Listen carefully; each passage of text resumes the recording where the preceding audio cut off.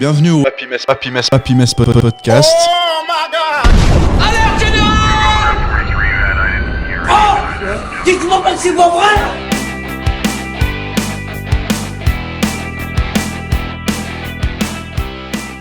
Bienvenue au 2500e épisode du Happy Mess Podcast, le podcast des amis du fond de la classe qui étalent leur culture approximative dans un joyeux bazar. L'idée, c'est que chacun amène sa petite chronique et qu'on divague là-dessus pendant environ 1 heure. Voilà, on revient après notre pause estivale pleine de festivités et de voyages. Et je suis surexcité, je suis sûr que ça s'entend, de retrouver ma bande d'allumés et nos auditeurs pas milliers. Oh. Elle me regarde avec son air saoulé. Eh oui, elle est la Miss Becherel 2022, la truculente, la brillante Tabata et bien sûr de la partie. Wouh, salut tout le monde. Salut Tabata, passez un bon été. C'est relatif, oui. C'est relatif. J'ai étudié, du coup c'était pas hyper fun. Ok. Oh. Je t'ai vu à la Foire du Valais. Hein. Ouais, c'est ça. Elle a étudié, mais à chaque fois... décompresse à un moment donné. Elle a étudié, mais à chaque fois qu'on l'a vue, elle était en lendemain de soirée, quoi. Ça va avec les études, hein, je m'excuse. La vie d'étudiante. Eh ben, bravo. Ouais. On a déjà entendu sa voix chaleureuse. Elle est bien là, tel un oiseau qui étend ses ailes pour s'envoler. Comme disait Garou. Quasiment glauque. La buse, l'épervier au regard acerbe, prête à piquer sur sa proie. Et oui, la belle Sarah est parmi nous. Hello. J'ai préparé des lancements incroyables, je suis très très fier. Genre, pourquoi un oiseau c'est mon nez ou Je sais pas, à cause de ton bec. Ah ouais. Oh, le salaud. T'as la patate, Sarah? Ouais, la grosse patate. Elle va te l'envoyer dans la gueule, par contre. J'espère que t'es remonté parce que ça fait des semaines que tu rues dans les brancards et je me réjouis de lâcher le fauve dans l'arène. Je me réjouis aussi. En passant, cet été, j'ai croisé des auditeurs, des amis à nous, mais qui sont aussi auditeurs du Happy Mess Podcast, Rebecca et Renaud. Robin les connaît. Je confirme. Et il semblerait qu'ils nous écoutent pour s'endormir le soir. Donc, à ce stade-là de l'émission, on vous souhaite une bonne nuit. Bonne nuit, Rebecca. Bonne nuit, Renaud. Dormez bien. Donc, le dernier... The last but not least, notre McLesguy version Lidl, le Jamy du pauvre, le légendaire monsieur controverse de la bande, la violence, qui nous revient tout droit des Amériques. Salut Robin. Hi everybody. How are you? I'm fine. Oui, non, j'ai passé un bel été. Je suis parti en Toscane cet été. Je suis parti effectivement à New York là pour les vacances d'octobre. C'était dépaysant, instructif. J'ai certainement des chroniques qui vont découler de ces périples. Et autant je retiendrai l'Italie pour sa nourriture incroyable, autant aux US. Pas trop. C'est plutôt je dirais plutôt l'architecture de New York qui m'aura le plus marqué. Moi, j'ai une question qui me brûle les lèvres. Est-ce que la démocratie américaine se porte bien? Alors, maintenant qu'elle est plutôt gouvernée par le centre-droit et pas l'extrême droite, je parle bien sûr du Parti démocrate et pas du républicain, elle se porte, ma foi, pas si mal, mais... Bon, très bien. C'est encore pas tout à fait. Moi, j'ai aussi une question à te poser. Oui. Est-ce que tu as été surpris de la taille des toilettes? Alors, c'est pas ce qui m'a le plus marqué, non?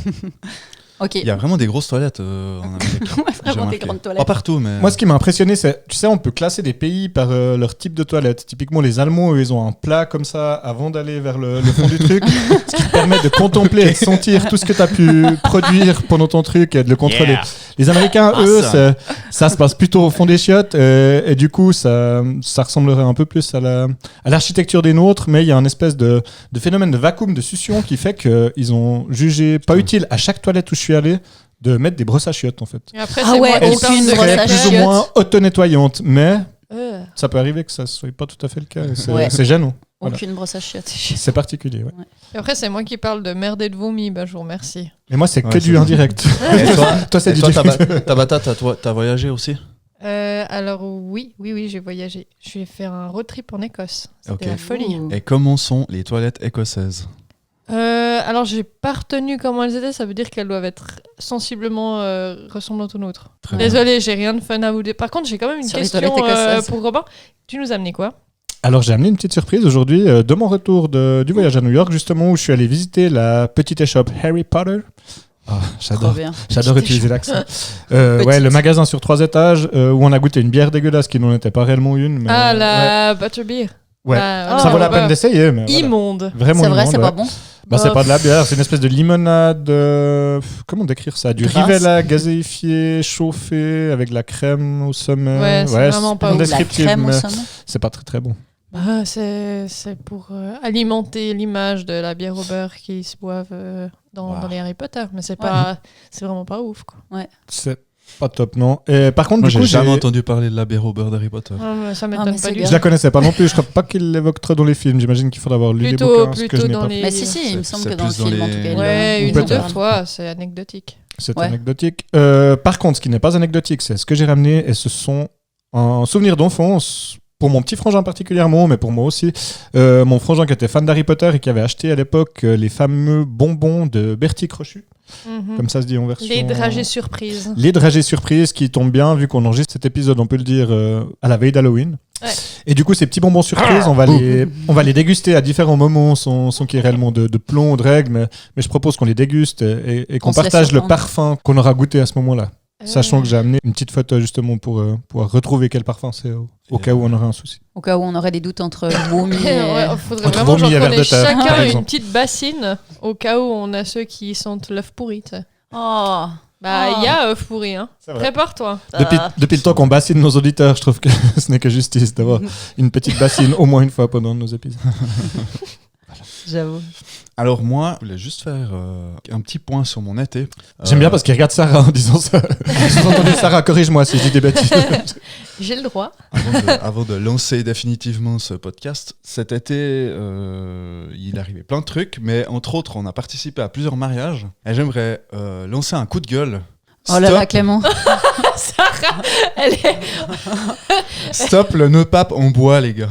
Ah ouais. On dirait une spatule à raclette. Non, franchement, ça Le me nœud saoule. pape en bois. Il y a des T'as gens jamais qui vu arborent des nœuds papes en Des bois. nœuds papillons en bois. Mais attends, c'est des mariés ou ils Non, demandent pas aux des mariés, invités de- des gens portent ça aujourd'hui. Ah, Dans des événements où Genre on un peu s'habille style, bien. mais, Éco. style, soit bois, style sapin, soit liège. mais d'accord. Un peu dans l'idée. Des nœuds papes Attends, en j'ai bois. jamais vu ça. T'as jamais vu? Bah, c'est terrible. Donc, moi, je dis non, non, non.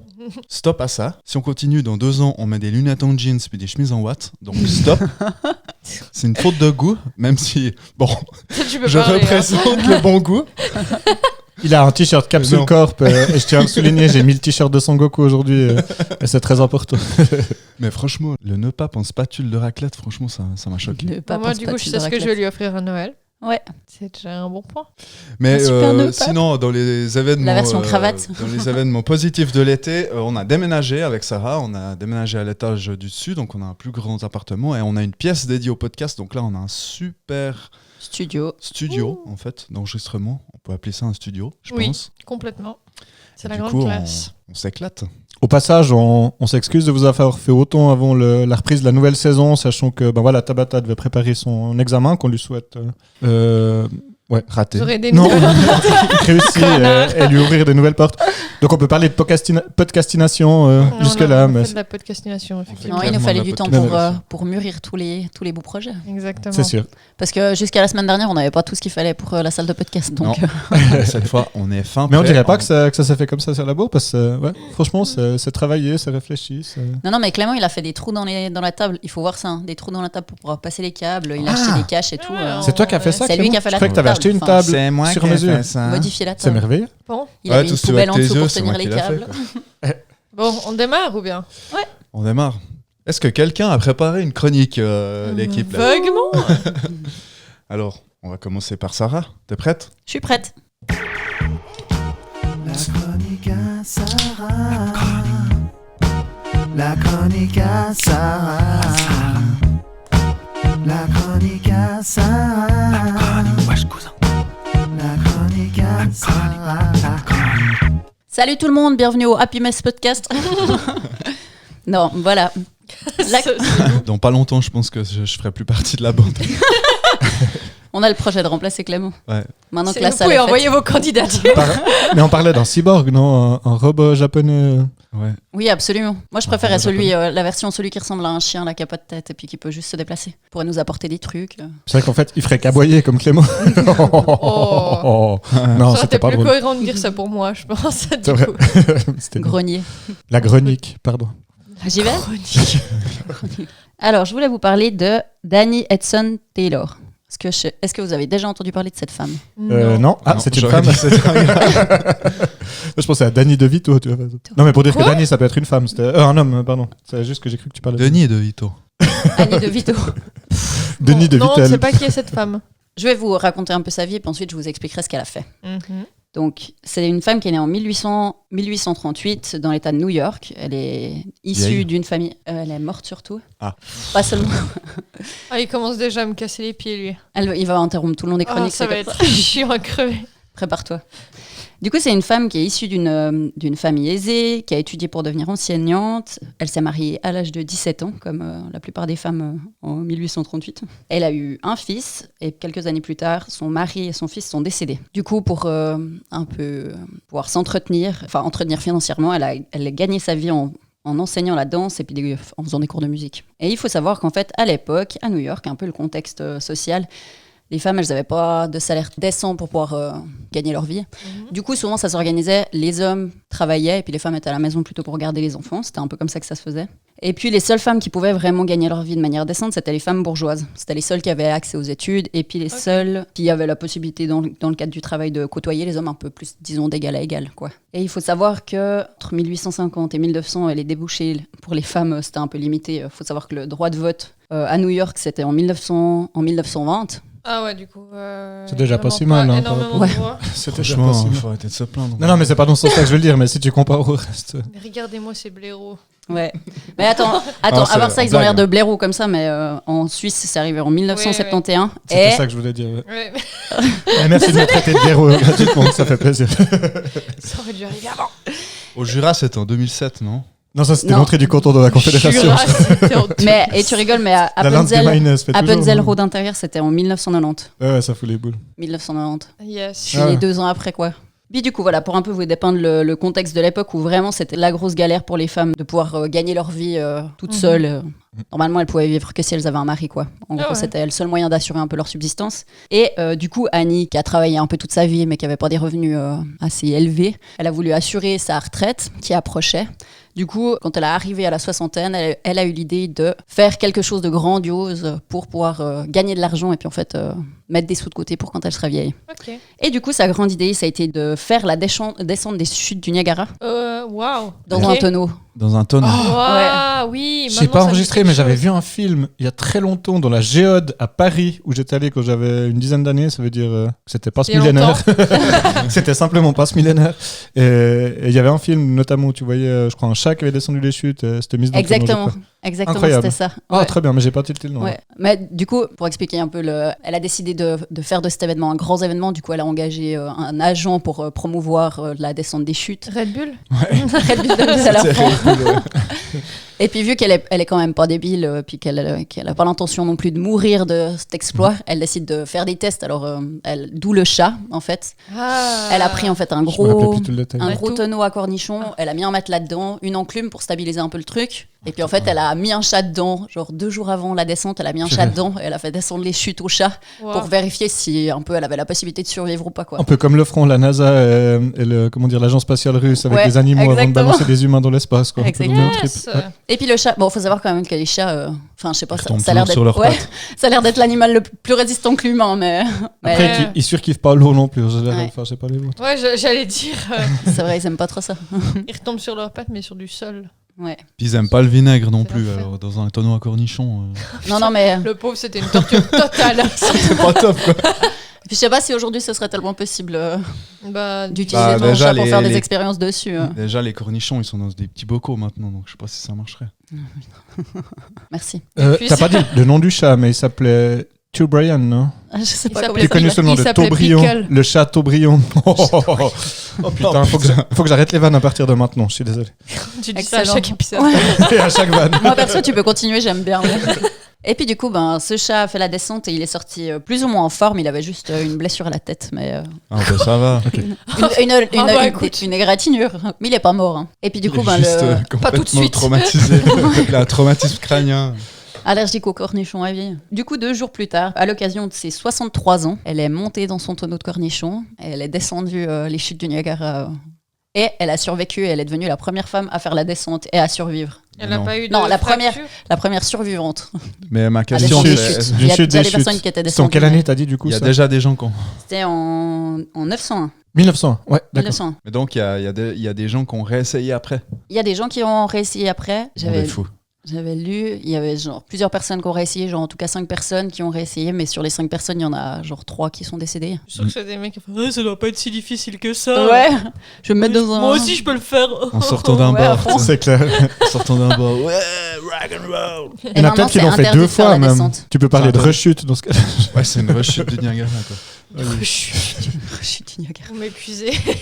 Et du coup, maintenant, c'est interdit de pouvoir faire la descente des chutes du Niagara. Enfin, c'est De manière des générale panneaux. ou juste en tonneau? en tonneau. Mais D'accord. je pense que de manière générale, il n'y a rien qui s'organise pour pouvoir descendre les chutes. Ok. Je pense qu'il y C'est a des panneaux. répréhensible par la loi. Je pense qu'il y a des panneaux. Toi, t'es pas allé en allant à ta visite Non, parce que quand même, l'État de New York C'est est pas énorme, mais du pour coup, ta New connerie. York est genre à l'extrême sud-est de l'État. Les chutes du Niagara, ça doit être plus Non, ou moins à mais l'extrême c'est nord-ouest. c'est Et carrément c'est genre. plus loin. C'est un peu comme si tu me Non, mais ça demandes a rien à voir. ah, mais t'es pas allé à Oslo, Robin Alors que j'étais à Paris, étonnant. quoi. C'est quasiment ça. Quoi. Bon, Non, alors on c'est peut bon. pas savoir s'il y a des panneaux. Par contre, je sais qu'aux chutes de Niagara, il y a sa tombe. Elle est enterrée Ah là-bas. ouais? D'accord. Mais elle a Ouais. demandé ou c'était. C'est apparemment un hommage, des amis qui se sont genre, comment tu dis, on fait une Organisé. cagnotte. Après, les chutes du Niagara, elles sont partagées entre États-Unis et Canada. Et Ouais, je sais que semble, hein. les para-canadiens, ils s'entraînent là-bas au niveau les militaires, l'armée et tout ça. Ok. Ouais. C'est ouais, notamment pour le saut en parachute. Ok. Ok. Non, c'est un gag. Parachute. para- Oh, et chute. donc La chute. Mais oui, vraiment, à part ça, il y a les fameuses chutes, tu sais, comment dire, en fer à cheval, c'est la partie américaine ou canadienne, genre. Putain, bref, en plus je dis de la merde. Mais bref, il y a une partie, Savoir la fameuse des fer à approximatif. cheval, ça je crois que c'est US, et puis il y a une autre partie qui est canadienne ou l'inverse. Je ne suis plus sûr. Ouais. Je sais qu'elle se partage entre les deux, mais j'avoue que j'ai pas regardé Et qu'il y a aussi une exactement ville le- maintenant à côté, alors la qu'avant géographie c'était de du la lieu. pure, Ouais. c'était pur naturel quasiment. Bah, Ouais. tu vois, en 1901, il y avait Ouais. peut-être trois baraques et puis une auberge en dessus des chutes, Ouais, et devait puis pas y avoir maintenant il y a grand-chose. genre des immeubles. Quoi. Du coup, je m'excuse, je sais pas si tu l'as dit, mais elle est décédée en quelle année? Du coup, elle est Longtemps décédée en 1921, quand elle avait Ah, 82 ans. Et en fait, à la suite de ce grand événement, enfin déjà, ça lui a pas ramené grand-chose, mais enfin pas suffisant, Ouais. des grosses sommes. Mais en plus, l'argent que ça lui a ramené, l'argent a été détourné par son agent. Et du coup, Oh elle est morte, enfin, elle a vécu dans la pauvreté jusqu'à sa mort. Ouais. Ouais, ça aurait été plus cool d'avoir Putain, un tonneau elle de son aurait mieux- argent elle aurait détourné mieux par fait son de- argent que l'inverse. Quelle horreur. Ouais. Mais elle a pu quand même, enfin de ce que Bon, j'ai lu, elle elle a est quand même pu connue. se faire des petits sous en posant avec la réplique de son tonneau en haut des chutes. Ouais, mais bon, c'est un peu. Ouais, c'est la tristesse, hein, c'est le putain, seum. ça a été une femme sandwich presque. Tu sais, c'est un peu. C'est ridicule par rapport à ce. Ah, ça me fait chier pour Ouais. elle en fait. Ouais, mais ça reste une femme qui a réussi à se donner de la visibilité. Je pense que, enfin, À une c'est époque où triste les à femmes, dire, elles mais, avaient- mais elles n'empêche que ouais, ça reste louable dans ce sens-là, quoi. Ouais. Parce qu'à part si t'étais fille d'eux ou femme d'eux à l'époque, je pense que On Ouais. n'avait pas grand t'avais chose. pas grand-chose comme visibilité. Ouais. Non, elle a réussi à être actrice de sa vie et puis à faire quelque chose de significatif dont tout le monde s'est souvenu ou qui a eu son importance à un moment donné, quoi. Mais est-ce que moi j'ai une question est-ce que ça lui a laissé une aigreur de- Tu parles du cornichon et du vinaigre ou... J'ai envie de le buter. Il me saoule. cette aventure Est-ce que cette aventure lui a laissé une aigreur voilà, c'est Bah, ça je ma sais pas question. si tu fais la descente des chutes du Niagara et puis qu'après ton agent il te vole toute ta thune. T'es un Ben peu ouais, là, je suis un peu voilà. Je pense pas que t'es en mode Je me dis ça va, c'est oh pas là grave. là, il m'a pris pour un cornichon celui-là. J'ai Voilà, beaucoup- ma chronique est terminée. Sur ce, les chutes en tonneau à cornichon n'ont plus aucun secret pour nous. Donc merci Sarah. Avec plaisir. J'espère que l'histoire d'Annie Edson Taylor pourra vous inspirer dans Annie votre Hudson vie. Tyler, allez le voir sur Spotify, Instagram, Mais- Facebook. Tac. Oh putain, il m'épuise le mec. Non, mais hyper cool. Merci. Ouais. Très bien, merci. Joli sujet. À qui le tour Bah, C'est le tour de Robin, je crois. hein. Aïe, aïe, aïe. Showtime. On se lève tous sous Robin. Bonjour les petits loulous. Bienvenue au Happy Mess Podcast. Bienvenue au Happy Net Podcast. Non, alors aujourd'hui, je pense que vous avez certainement entendu, vu qu'elle a à peu près jamais autant polémiqué que cette année, mais c'est une année de Coupe du Monde cette année. Oh. Ouh. Et Bouh. j'ai pas spécialement l'intention de parler de la Coupe du Monde au Qatar, qui, à mon avis, le débat aurait dû avoir lieu il y a plus de 10 ans quand on a décidé de l'attribuer à la FIFA. Enfin, que la FIFA a décidé de l'attribuer au Qatar. Le débat n'a pas réellement eu lieu et la FIFA a fait de la merde. Ils l'ont attribué et voilà, à partir de là, il y a une Coupe du Monde au Qatar cette année que je personnellement regarderai. Mais le débat et le sujet du jour n'est pas réellement celui-ci. C'est une histoire de la Coupe du Monde que j'ai envie de faire et je vais commencer maintenant. Je voulais déjà commencer par le commencement de ma vie, du coup, le football vu à travers mes yeux. Oh, incroyable. Oh, c'est chou. Trop bien. Et du coup, en fait, je voulais parler de mes premiers souvenirs de Coupe du Monde, en fait. À quel moment pour moi ça a commencé et où je me suis intéressé plus au foot, on va dire plus que de jouer juste avec des potes dans le quartier ou comme ça. Mais bon, il aurait pu l'écrire, je pense, cette chronique. Et c'était en 1994 et la Coupe du Monde avait lieu aux USA. La FIFA World Cup de 1994 sont mes premiers souvenirs de Coupe du Monde. Je m'excuse des fois quand je parle en anglais avec l'accent. Je rigole parce qu'il y a Clément qui me regarde avec un air de oui, on sait, t'étais pas né. Ouais, c'est vrai. Je sais, voilà. Donc je préférais quelque part non, je suis content de l'avoir vu, mais c'est vrai que des fois je préférais être plus jeune. Mais disons que j'ai eu beaucoup de plaisir à avoir comme souvenir ces souvenirs-là de première Coupe du Monde parce que la Suisse s'était qualifiée cette année-là et c'était une magnifique Nati. Le mot Nati, d'ailleurs, à cette époque-là, rimait avec celui de Georges Bregui. Tellement Un joueur suisse, ouais. Tu t'en souviens peut-être ou t'étais à peine jeune, je sais pas. Non, franchement, je me souviens pas. 94, j'avais 5 ans. Ouais, alors moi j'en avais quand même 9. J'ai pas de souvenir en fait de cette. Je comprends. Moi c'est celle d'avant que malheureusement je me rappelle pas. Georges Bregui qui aura marqué les esprits à travers ses coups francs magistraux et surtout sa merveilleuse moustache. Je vous laisserai aller voir sa petite bouille sur Google. Donc à ses côtés, il y avait le chef d'orchestre Alain Souter, Stéphane Chapuisat, Christophe Aurel, Cyriakos Sforza, Alain Geiger, Marco Pascolo. Et tout sous la houlette de l'entraîneur britannique Roy Hodgson qui avait pu, grâce à ça, aller assister à la Coupe du Monde parce que l'Angleterre cette année-là n'était pas qualifiée. Comme d'autres pays avant eux et d'autres après. Enfin bref. La France en 94. Il n'y était pas, je crois. Ouais. J'ai pas tout noté, mais c'est vite vu la seule. Juste, je fais un petit aparté. La seule équipe qui a toujours participé à toutes les phases finales de Coupe du Monde, la seule qui a réalisé ça, c'est le Brésil. Okay. Sinon, toutes les grandes équipes, à part le Brésil, ont raté certaines Coupes du Monde. Donc, pour revenir sur cette coupe, la Suisse... On s'en bat les couilles. La Suisse, à l'époque, jouait dans le groupe A, aux côtés du pays organisateur, donc les USA, de la Roumanie et de la Colombie. La Roumanie menée par aussi un Georges, mais ça se dit différemment, je pense Gheorghe Hagi, qui était assez connu à l'époque, et la Colombie qui était notamment menée par ce bon vieux René Higuita. Je sais pas si tu te souviens, le gardien colombien. C'était le gardien qui faisait l'arrêt scorpion. L'arrêt scorpion, Clément. L'arrêt scorpion. Allez regarder les arrêts scorpions d'Higuita sur internet, ça vaut le détour. L'arrêt scorpion. Ouais, moi je pensais que j'étais l'arrêt du scorpion. Donc de arrêter. Okay. L'arrêt du verbe arrêter. L'arrêt du cul. À l'époque, Internet n'existait pas encore et du coup, on n'a pas forcément eu de... Moi, j'avais un poisson. L'arrêt du plombier. Mais tout ça pour dire qu'il a pas forcément eu de vidéos qu'on tournait sur les réseaux de ses coéquipiers mal intentionnés, donc on connaîtra que l'arrêt qu'il a eu sur le terrain, l'arrêt du sport. À part ça, si tu dis le mot arrêt plusieurs fois, ça va être compliqué. Ça va, je vais essayer d'arrêter. Ok. Donc, la Suisse... première de la Coupe du Monde, joue le match d'ouverture donc face aux USA sous le toit fermé du Silverdome à Detroit. Du Silverdome ? J'avais besoin de dire Detroit. Silverdome. Le Silverdome. Détroit, c'est la ville de Eminem. C'est la ville de Eminem, oui, avec la... Slim Shady. Slim Shady, 8 Mile. Et 8 000. Elle va se mettre à rapper. Ouais, 2 secondes. Mom Spaghetti. On n'a pas encore 8 pour 1000, alors on va pas chanter. Ah, ok. 8 Mile, oula. Hey. Oh putain. Donc la Suisse fait 1-1 contre les US, 4-1 contre la Roumanie, match qui m'aura marqué car ils ont fait une belle victoire et finalement ils perdent contre les Colombiens. Malgré tout, ils arrivent à se qualifier en 8e de finale. Je vous rassure, toutes les Coupes du Monde ne seront pas comme celle-là, mais celle-là m'a marqué donc j'avais besoin d'en parler. Parce que tu vas faire toutes les Coupes du Monde. Oui, ça mérite. Donc, la Roumanie se qualifie première de son groupe, suivie par la Suisse qui, au nez à la barbe des USA, parce qu'ils auront le même nombre de points, 4 points, mais un goal average à peine positif de +1, qui leur permet de passer devant les Américains. Les Colombiens, 3e et beau dernier, notamment à cause d'un but contre son camp d'un joueur colombien, Escobar. J'ai noté son prénom, c'est pas Pablo, mais Anales ou je sais plus quoi. C'est un peu triste, là on rigole, mais le gars il s'est quand même fait tuer chez lui à son retour au pays en sortant d'un bar parce qu'il avait disqualifié son équipe. Voilà. Sérieux ? Ouais. T'imagines si ça avait été le cas avec Mbappé ? Putain, à Chavannes, j'aurais pas fait plus d'une saison. Si ça avait été... 7 autogols en un tour. Enfin, je suis plus sûr si c'est un tour ou une saison, mais 7 autogols en tout cas. Ouais, non, ils ont été passionnés avec moi. 7 autogols. La Suisse se fait sortir en 8e de finale cette année-là face à l'Espagne 0-3. Perdons donc 3-0. Et à partir de ce moment-là, grâce à mes origines italiennes, pour rappel, je m'appelle Antoniazza et j'aime beaucoup m'appeler comme ça, notamment quand il y a l'Italie en Coupe du Monde et que la Suisse se fait sortir. Alors cette année, ça va pas servir à grand-chose vu que les Italiens n'y seront pas.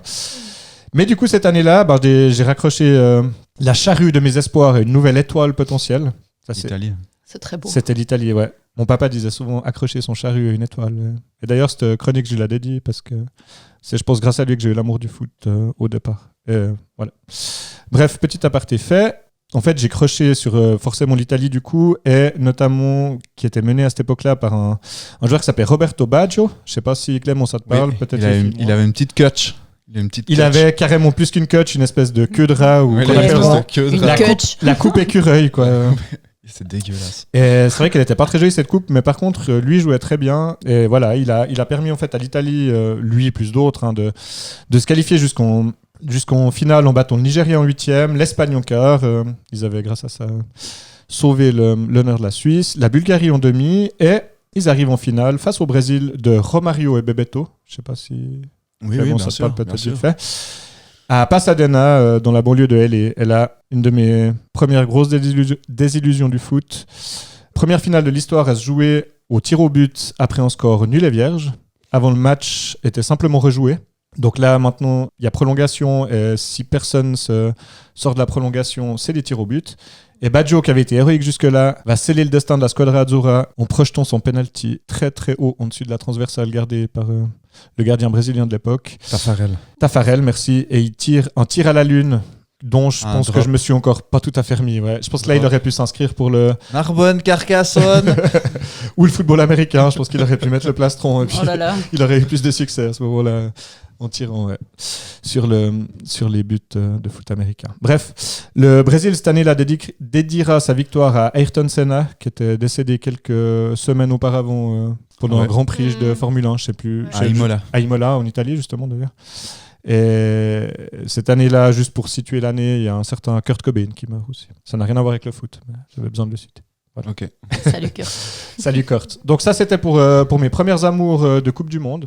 Maintenant je vais vous faire rapidement, je vais essayer un petit topo de l'histoire de la Coupe du Monde à travers les âges. Donc au départ, la volonté d'organiser une compétition internationale de foot, elle commence dès la création de la Fédération internationale de football association. C'est du franglais, je crois, à mon avis, ce que je viens de dire. Donc la FIFA. FIFA qui est créée en 1904. Donc en 1906, il y a une compétition qui est envisagée en Suisse de 4 poules de 4 équipes sous l'impulsion du néerlandais Karl Hirschmann. Et malheureusement, à la clôture des inscriptions, il n'y a aucune fédération qui confirme, donc ils annulent cette coupe. Oh là là. Qui n'aura pas lieu. C'est la un fait. première. Yes. Donc ensuite, en fait, il va falloir se tourner vers les tournois olympiques, qui sont des tournois amateurs à l'époque. Donc le tournoi olympique de foot, le premier, il a lieu en 1908. Toujours Hirschmann, le néerlandais qui lance le truc. Et il décide de faire donc une coupe, un championnat du monde de foot amateur en gros. Il y avait déjà le foot en professionnel. Ben justement, j'ai pas trop été contrôlé, je m'excuse, j'ai un peu préparé à la bourre. Je pense qu'en Angleterre déjà, peut-être que Clément pourrait me dire, je pense qu'il y a des... Mais bon, professionnel, faut voir ce que ça veut dire à cette époque-là. Quoi. Mais moi, je pense qu'il y a des joueurs qui gagnent mais... peut-être leur vie là-dessus. Ouais. Peut-être, en Angleterre, éventuellement. Non, mais le foot pro, c'est arrivé à mon avis, un peu plus tard. 1950. Quand même un peu plus tard, le vrai foot pro. Quoi, ouais, c'est ça, en fait. Ouais. C'est dans les recherches que tu as faites, ils disent amateurs parce que c'était pas encore professionnel. Enfin, exactement, c'était pas professionnalisé. Exactement. C'était pas un métier, quoi. Les premiers footballeurs professionnels, si je me trompe pas, en fait, à la base, c'était des ouvriers d'usine parce qu'en fait, les clubs appartenaient à des patrons d'entreprises et puis les patrons d'entreprises engageaient des ouvriers pour les faire jouer dans leur équipe de foot. Okay. Donc, c'était techniquement pas des professionnels, mais théoriquement, il y avait quand même un monnayage lié au football. Un peu ce qui se passe à l'heure actuelle dans les ligues qui sont juste les petites ligues inférieures en dessous des... Ce qui se passe, en dessous des ligues, des vraies ligues pro. T'as le plâtrier peintre qui dit j'ai engagé lui, comme ça il peut jouer avec la 3e ligue. Et puis, c'est exactement ça. Quoi. Et puis il y a déjà des types qui touchent la thune. On les retransfère. Ouais. Ou le résultat. Ça, bref. C'est tout top ça. C'est le milieu vert du football. Bon. On va repartir sur la Coupe du Monde parce qu'il en reste quelques-unes encore. Vu que j'ai encore pas cité la première, je continue. Donc, en 1908, ce tournoi olympique se fait et ensuite, la FIFA valide l'idée de refaire un tournoi olympique en 1914, mais l'idée est mise en suspens car il y a un truc qui éclate en Europe du nom de Première Guerre mondiale en 1914. Donc, ah bon ? Donc à partir de là, ils vont repousser à 1924 la prochaine édition du tournoi olympique. Donc en 1924 et en 1928, c'est ce qu'on pourrait appeler les réels championnats du monde de foot, parce qu'ils ouvrent la compétition aux Amériques en fait. Jusque-là, le championnat olympique avait été joué que par des équipes européennes du vieux continent. Ah, ok. Il y avait eu l'Égypte, je crois aussi en plus. Et c'est à un Français, Jules Rimet, secondé par Henri Delaunay, que l'on doit la création de la Coupe du monde de football comme on l'entend. Donc, cette Coupe du monde, la première, aura lieu en 1930. Et l'organisation est confiée en 1928, donc à l'époque, ils avaient 2 ans pour créer le truc. Et elle se passe en Uruguay, cette première Coupe du monde. Donc, il faut savoir que l'Uruguay, c'est un des grands pays de foot au début de la création de ces coupes. Et, vous allez le voir au travers des récits des premières. Donc, cette Coupe du monde en Uruguay en 1930, 16 nations étaient prévues au départ, il n'y en a que 13 qui participent. Et seulement 4 pays européens. La Belgique, la France, la Roumanie et la Yougoslavie. Je crois que tous les matchs sont joués à Montevideo, la capitale, et la finale a lieu entre l'Argentine et l'Uruguay, ce qui est assez, c'est un derby quoi, en gros, 2 pays limitrophes qui vont jouer l'un contre l'autre, 2 pays en plus qui dominent le foot à ce moment-là, les 2 nations sont invaincues jusqu'à cette finale, et c'est l'Uruguay, donc la Celeste ou Celeste, qui fait face aux Argentins, l'Albi Celeste, et les Uruguayens gagnent 4-2 la finale. On continue. Italie, 1934. Donc là, il y a un climat de crise économique et de montée du fascisme en Europe à ce moment-là, comme à d'autres moments dans l'histoire. Ouais. 32 équipes qui participent, absence remarquable du tenant du titre, l'Uruguay justement, qui ne seront pas là. En finale, Italie-Tchécoslovaquie, sous les yeux du bon vieux Benito Mussolini qui regarde le match, comme d'autres grands chefs avant l'heure. Une victoire de l'Italie 2-1 après la prolongation contre les Tchèques. Donc on voit, j'ai oublié de le dire avant, mais on voit que c'est des coupes qui sont à ce moment-là marquées quand même aussi pas mal par l'histoire géopolitique du moment. J'allais te demander si l'Uruguay était absent pour des raisons politiques ou si c'est juste qu'ils n'ont pas... Alors c'est peut-être juste qu'ils ont, à mon avis, c'est peut-être même qu'ils ont juste pris la décision à ce moment-là. C'était pas un événement aussi important qu'on le connaît maintenant, et peut-être qu'ils ont juste financièrement ou ils pouvaient pas. Okay. Choisi de pas affréter parce qu'ils affrétaient genre des navires pour aller faire les coupes. Il y a aussi un phénomène, c'est qu'ils affrétaient des navires incroyables, lunaires comme. Ouais, ça paraît loin quoi, mais on parle des années 30. À l'époque, il n'y avait pas des retombées économiques si importantes que ça pour les pays. Ça mettait pas en jeu autant d'argent. Donc, quand les compétitions étaient très lointaines, s'il n'y avait pas un attrait politique à le faire, ils investissaient pas forcément l'argent. Enfin, je veux dire, comme l'Uruguay, ça les embêtait de payer les frais pour faire venir son équipe, alors que ça leur rapportait rien. Oui, ils faisaient le pour et le contre, et puis quand ils voyaient que ça leur coûtait plus cher que ce qu'ils y gagnaient, ils y allaient pas. Voilà, quoi. c'est ça. Ouais. Typiquement, j'imagine, il faudrait regarder, mais je pense que la première s'est passée en Amérique du Sud, il y avait certainement une majorité de Sud-Américains, tout comme la deuxième là en Europe, il y a certainement une majorité de pays du vieux continent, mais juste par choix, comme explique Clément. De proximité. D'intérêt politique, économique, tout ça. Quoi. Ouais. Ça doit être aussi super intéressant, le lien justement entre le foot, parce que je sais que pour les Jeux Olympiques, ça a été beaucoup utilisé, souvent les manifestations sportives, pour régler certains problèmes, certains conflits. Entre différents pays. Enfin, qu'il y a pas mal de choses comme ça qui passent par le sport. Peut-être même que la Coupe du Monde au Qatar va permettre de faire évoluer certaines mentalités. T'imagines avoir ça ? Ça serait incroyable. En tout cas, on en parle suffisamment pour qu'il y ait déjà réflexion, en tout cas. Ouais. Ça m'étonnerait que la prochaine, elle soit en Arabie Saoudite, tu vois. Par exemple. Je pense que ça va faire réfléchir les gens pas mal, quoi. Ouais. À mon avis, c'est clair. Celle-là, c'est surtout une question de pognon, parce que si les gens regardent pas celle du Qatar, ils vont se dire ça engendre moins de fric, donc forcément, ça prendre ce genre de décision. Le problème, c'est que le Qatar, ils ont déjà gagné leur argent. Ouais. Oui, alors ça certes, mais c'est sûr. Je pense que le mal a déjà été fait. En fait, c'est pour ça moi que j'ai l'intention de la regarder. C'est que je pense que malheureusement les drames, les ouvriers qui ont été maltraités, pas payés, dont officiellement je crois que c'est quelques dizaines qui sont morts. Le Qatar a annoncé, mais en fait dans les faits, c'est des milliers de personnes qui sont mortes en construisant ces stades. Bien sûr, toutes les polémiques liées à l'environnement, aller jouer une Coupe du Monde à un autre moment que la tradition de l'été, et finalement aller jouer dans des stades climatisés, en plein climatisé à ciel ouvert. À ciel ouvert, en plein désert. Sérieux ? Ouais. On parle même pas. Ça climatise les gradins, mais que l'air frais, il s'évapore dans l'air. Quoi. On parle même pas du droit. On parle même pas du droit de la femme.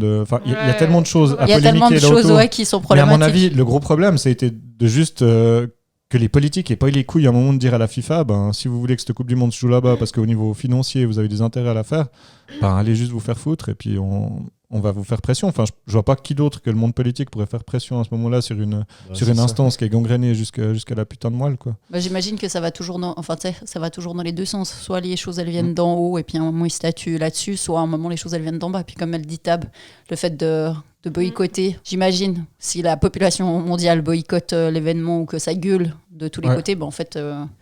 juste une portion aussi. Il y a Ça déjà va au une moins. portion qui va pas, c'est tout ça, ou qui est pas d'accord de participer à ça de près ou de loin, ça va déjà faire un peu bouger les choses parce que ça représente quand même un certain pourcentage. Je suis d'accord. Ça sera très indirect, ça veut dire que ça va faire pression sur les politiciens qui, eux, vont rien que là, le fait pression. qu'en Suisse, il y ait des articles de journaux sur on des peut plus faire communes pression, qui...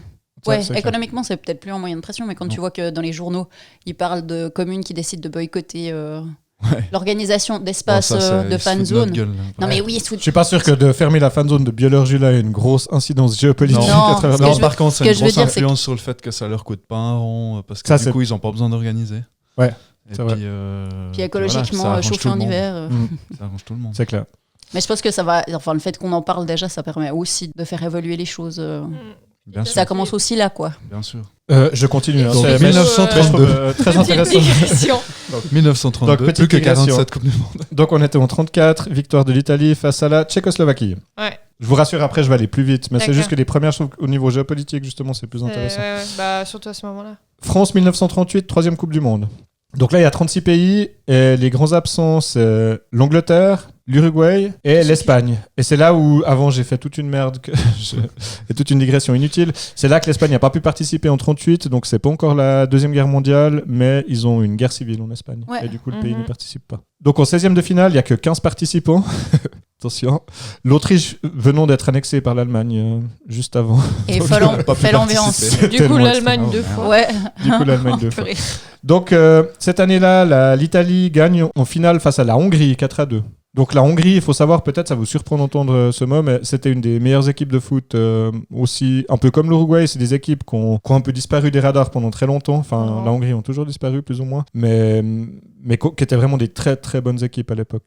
La légende veut que le gardien de l'équipe hongroise Tsebo ait dit: on a pris 4 buts, mais au moins on leur a sauvé la vie, en parlant des joueurs italiens et de leur sort réservé s'ils avaient perdu la Coupe du Monde. Ah ouais.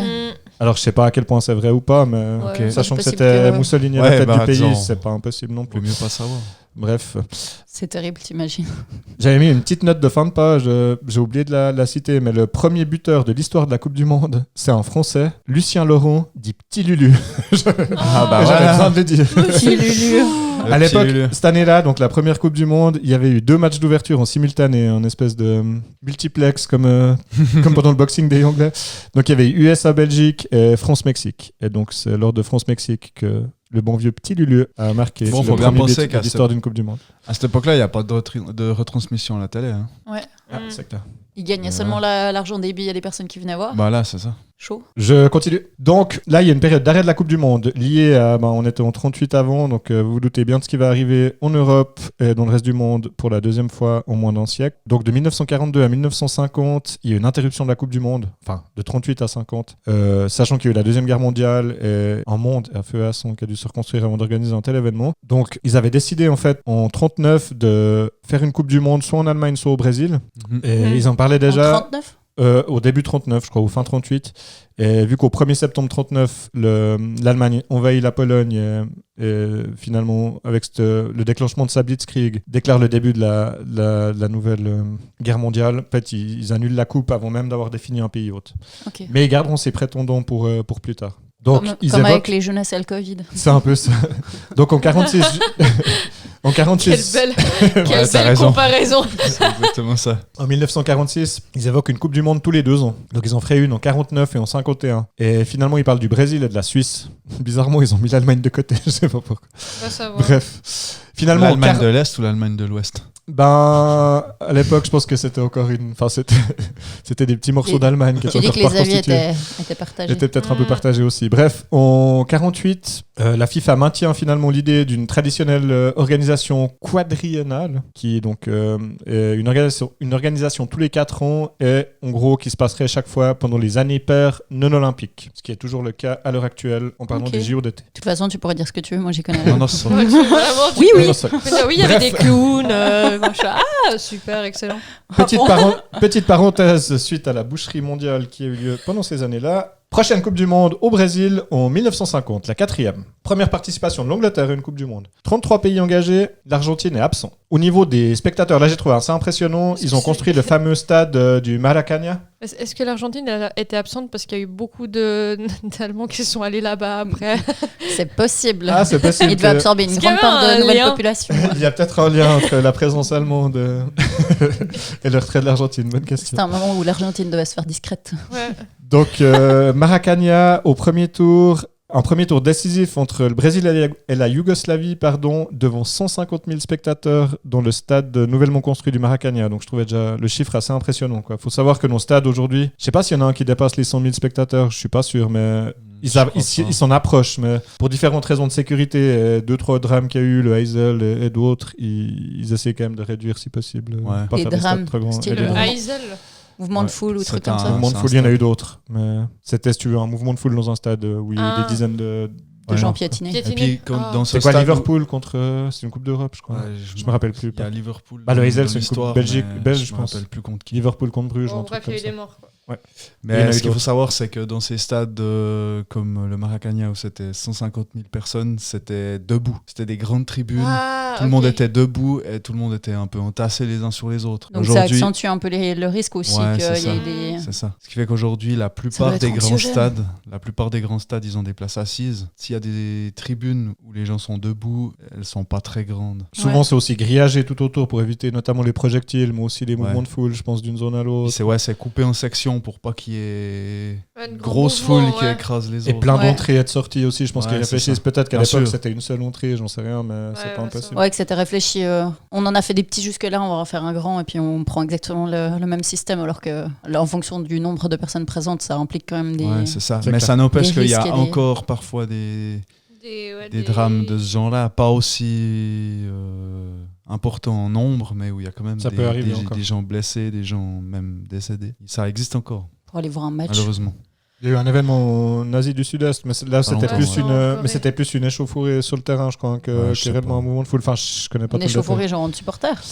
Ouais, je me rappelle plus tout le détail, mais en gros, mouvement de foule et plusieurs dizaines de morts. Ouais. Pour continuer sur le stade, donc la finale, c'est carrément pas loin de 200 000 spectateurs qui sont là, debout, à acclamer leur équipe nationale, qui, malheureusement, en 1950, se feront défaire par l'Uruguay 2-1.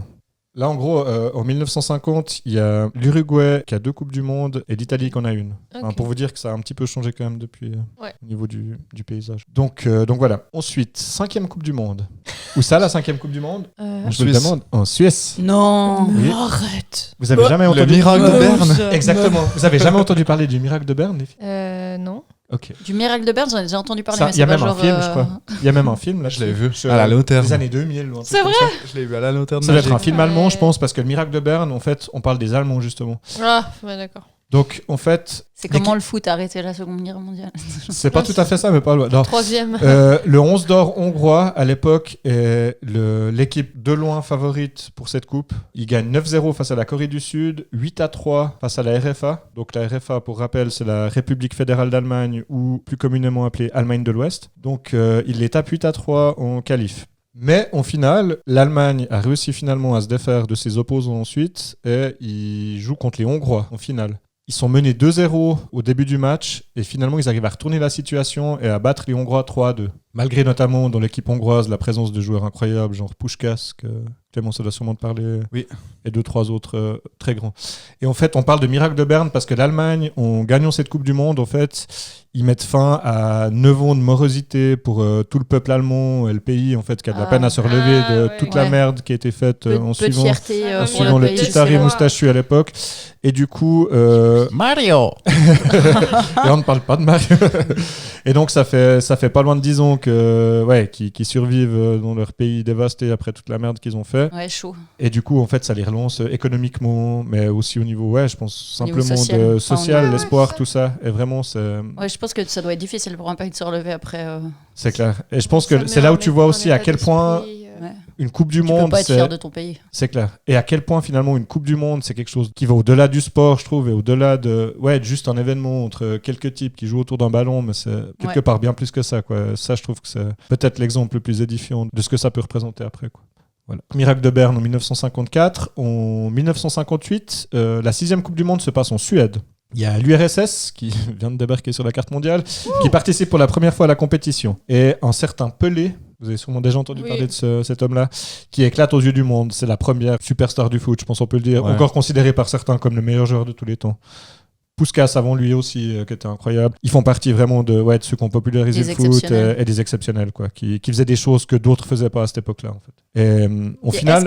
Est-ce que des personnes qui ont été exceptionnelles à leur époque, si tu les compares à ceux d'aujourd'hui, c'est dur à dire. ou est-ce qu'ils étaient exceptionnels dans leur époque avec les moyens de l'époque et que maintenant avec les moyens différents C'est hyper compliqué en fait. Qu'est-ce qui se serait passé si, mais tu te dis finalement, est-ce qu'ils auraient été au-dessus du lot 30 ans après vis-à-vis des autres ou pas? C'est compliqué à répondre, mais ce qui est sûr en tout cas que c'était des joueurs qui étaient exceptionnels et au-dessus du lot et au-dessus de la mêlée à leur époque. Moi j'ai envie de te répondre que s'il l'était à cette époque-là, pourquoi il ne l'aurait pas été plus tard, mais ça reste une question ouverte, quoi. Surtout que les conditions étaient beaucoup plus dures qu'aujourd'hui. Les terrains étaient pas terribles, les ballons ils étaient lourds, les chaussures elles étaient pourries. Peut-être avec tout ce qui est la mise en contexte, la mise en forme, la préparation physique, tout.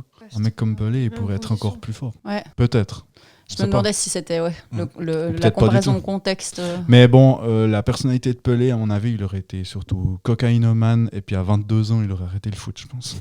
C'est vrai? Je pense. Ça, c'est une autre superstar dont on va parler dans un petit moment. Ok, je continue. Donc, cette année-là, en Suède, en 58, le Brésil va s'imposer face aux pays hôtes, aux pays organisateurs, 5-2. Pour se rappeler que la Suède est quand même allée une fois en finale de la Coupe du Monde. 7e Coupe du Monde, Chili 62. Donc là, le jeu évolue vers un style un peu plus défensif. Je pense que les défenses ont dû s'adapter face à des types comme Pelé qui faisaient de la magie juste au bout de leurs souliers. C'est de la magie. Donc en 62, le Brésil s'impose face à la Tchécoslovaquie 3-1. Je continue et j'enchaîne. 8e Coupe du Monde. Angleterre 1966. Et enfin, le pays qui a créé le foot, l'Angleterre donc. Je sais plus en quelle année ils l'ont créé, mais j'ai oublié d'aller rechecker, mais je pense fin du 19e, quelque chose comme ça. Ouais. C'est pas ultra vieux, c'est pas bien longtemps avant la création de la FIFA, je pense. Donc l'Angleterre bat l'Allemagne de l'Ouest 4-2 en 66. Pour ce qui restera leur seule Coupe du Monde. Hein? C'est leur seule Coupe du Monde gagnée aux Anglais. Ah, c'est vrai? Ouais. Pourtant, c'est pas le pays du foot. Oui. Un petit peu, mais ouais. Désolé, je voulais pas remuer le couteau dans la plaie. Non, mais la question est légitime, et c'est vrai, c'est le cas. Mexique 1970, 9e Coupe du Monde. C'est la dernière coupe Jules Rimet. Parce qu'en fait, vous vous rappelez, Jules Rimet, c'est le gars qui était à l'impulsion de créer la Coupe du Monde. Et en fait, au début, le trophée de 1930 à 1970 au Mexique s'appelait la Coupe Jules Rimet, qui deviendra ensuite la Coupe du Monde de la FIFA, en dénomination officielle. Donc le Brésil bat l'Italie 4-1. Et donc, ils conserveront cette Coupe Jules Rimet jusqu'à la fin des temps, en fait. Parce qu'ils vont créer un nouveau trophée. J'ai pas été regarder la tronche de l'ancien, mais enfin, vous avez tous l'image de la Coupe du Monde, je pense, avec ce monde arrondi dans les mains d'une femme, d'un alien ou d'un alien, ou finalement peu importe. J'ai cru que c'était un gros cornet de glace dorée, moi. C'est peut-être ça. Un gros cornet de glace dorée. C'est pas une terre avec un linge, genre qu'il y a une serviette autour de... Ouais, c'est ça. C'est une terre qui sort de la douche. C'est exactement ça, ouais. What the fuck? Non de Dieu. Bon... 10e Coupe du Monde, RFA 1974, donc l'Allemagne de l'Ouest. Il y a notamment j'ai mis 2-3 petites anecdotes qui m'ont fait marrer comme ça au détour de mes lectures. Il y a Haïti qui s'est qualifié cette année-là pour la Coupe du Monde aux dépens du Mexique. Yes. J'ose pas imaginer sur quel terrain ça se joue en Haïti les matchs, ça doit être incroyable, quoi. Bref, l'Australie aussi, première participation de l'Australie. Au premier tour, il y a un match notable, c'est le match entre RFA et RDA, donc Allemagne de l'Ouest contre Allemagne de l'Est, et c'est l'Allemagne de l'Est qui tapera l'Allemagne de l'Ouest 1-0 chez leur hôte, donc l'Allemagne de l'Ouest. C'est dingue ça. Et finalement, au final, c'est une finale entre l'Allemagne de l'Ouest, la RFA et les Pays-Bas. Donc il faut savoir que les Pays-Bas, dans les années 70, c'est ce qu'on appelle le football total. C'est un des plus beaux styles de jeu qui a jamais été joué, mené par un certain Johan Cruyff, qui était là aussi une des superstars du foot à cette période-là.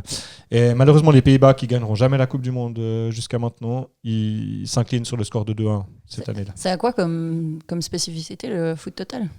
C'est très offensif. Très offensif. Très basé vers l'attaque, marquer beaucoup de buts. Je dirais football caviar, football popcorn, du joli jeu, quoi. Ce qu'on appelle du Winnie joli Jones. Genre vraiment avec la... Non, pas Ah ouais. Jones, C'est ce que je me suis demandé, ça arrache des oreilles, ça peut être débile. Ça Winnie crève Jones. des oreilles dans la C'est une autre pureté dans le sport. Non, c'est vraiment du joli foot à regarder, quoi. Enfin, aller regarder des buts de Cruyff, franchement, ça... Oh, Vinnie Jones, c'est beau à voir aussi. Winnie Jones, c'est beau à voir, Oh mais là dans un là, autre style, quoi. un peu plus sanglant. Un c'est mélange clair. foot-catch. Winnie Jones, vous l'apprécierez plus après quelques bières ou 2-3 bouteilles de blanc. Il faut être un peu plus agressif pour avoir l'œil qu'apprécie Winnie Jones. Bref, 11e Coupe du Monde, Argentine 1978. C'est de nouveau les Pays-Bas en finale, contre l'Argentine cette fois, et les Pays-Bas s'inclineront une fois de plus. Donc il y avait un partout au temps réglementaire, et les Argentins finiront par l'emporter 3-1. J'enchaîne, 12e Coupe du Monde en Espagne en 82. C'est une phase finale à 24 équipes. De temps en temps, je les cite. Ça a souvent été fluctuant en fait au fur et à mesure des éditions. Ils ont souvent essayé de revoir les formules, le nombre d'équipes inscrites, ce genre de choses. Des fois, il y avait des phases de poule, des fois, il y avait 2 phases de poule, des fois, il n'y en avait pas. Il y a un peu de tout. Donc en 82, il y a une finale entre l'Italie et de nouveau l'Allemagne de l'Ouest. Et c'est les Italiens qui l'emportent 3-1 sur l'Allemagne de l'Ouest. Ensuite, 13e Coupe du Monde. Mexique en 1986. À la base, elle avait été prévue en Colombie, mais j'imagine qu'il y avait eu des soucis politiques, et du coup, elle a été programmée au Mexique. Donc ça, c'est une édition qui est restée notamment légendaire pour un très grand joueur qui a fait un truc pas très classe cette année-là, mais qui, dans le contexte politique, est quand même assez merveilleux. C'est Clément, tu vois de quoi je vais parler? Il s'appelait je suis pas Diego. sûr. Bah, Diego Maradona, ouais. Mais Tu te souviens quel but il a marqué contre c'est le les but. Anglais en quart? Ouais, bah, il marque un but, la main de Dieu, quoi. Ah oui, ok. Donc c'est le fameux goal qui a été marqué à la 51e minute de ce match par Maradona face aux Anglais. Il saute et en fait il a la main à la même hauteur que la tête plus ou moins et dans le jeu en fait l'arbitre croit qu'il la met de la tête mais il la met clairement de la main. Ah ouais? Ce qu'il dira seulement plus tard. Et donc El Pipe de Oro, Scandale! Ceci dit, c'était filmé ça à l'époque? ça avait été filmé ouais, mais je pense qu'ils n'avaient pas encore on va dire des super ralentis et tout ça, Non, peut-être non, pas non, beaucoup alors, d'angles. Surtout, c'était pas filmé dans le bon angle. Mais en gros, ils ont pas le bon angle, si tu veux, pour être sûr et certain que Il y a c'était que touché lui de la qui main. peut dire. Mais lui l'a dit, et d'autres joueurs l'ont dit après ok. coup. Il va marquer dans le même match derrière un but incroyable, un des plus beaux de sa carrière, où Ouais, il c'est dribble. vrai. Il passe en revue genre tout le milieu de terrain et toute la défense anglaise pour marquer un but comme ça au bout. Et ce qu'il faut se rappeler, en fait, ce qui est intéressant au niveau du contexte politique que je parlais, c'est que 4 ans auparavant, il y a eu la guerre des Malouines, si vous vous souvenez, entre Argentins et Anglais. En fait, des îles qui étaient disputées par les Argentins, des îles au large de l'Argentine qui étaient propriété anglaise, je crois, ouais. d'appartenance anglaise et qui ont été disputées sous la houlette de, ça devait être Thatcher à l'époque, qui a déclaré la guerre aux Argentins à travers les Malouines. Donc il y avait clairement un contentieux, si tu veux. Ça me dit quelque chose. Il y avait clairement un contentieux et derrière en fait une volonté de revanche en fait.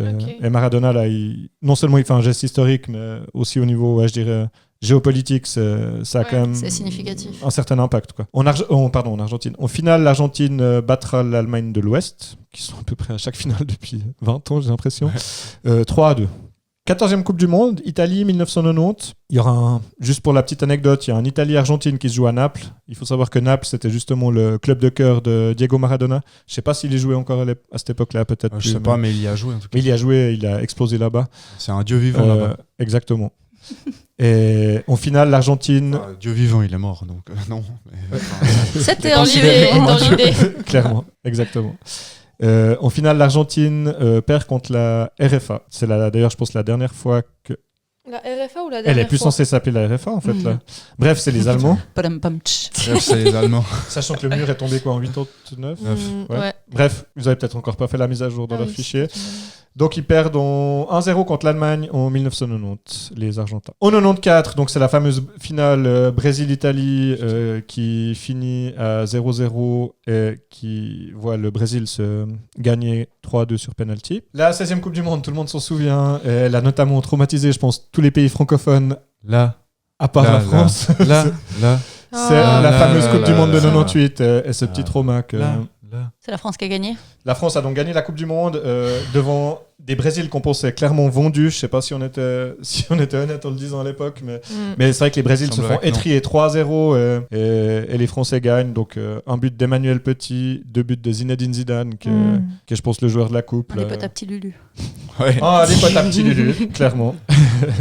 et donc les Français gagnent en 98. Sur le score de 3-0, faut-il le rappeler. Oui, on le sait.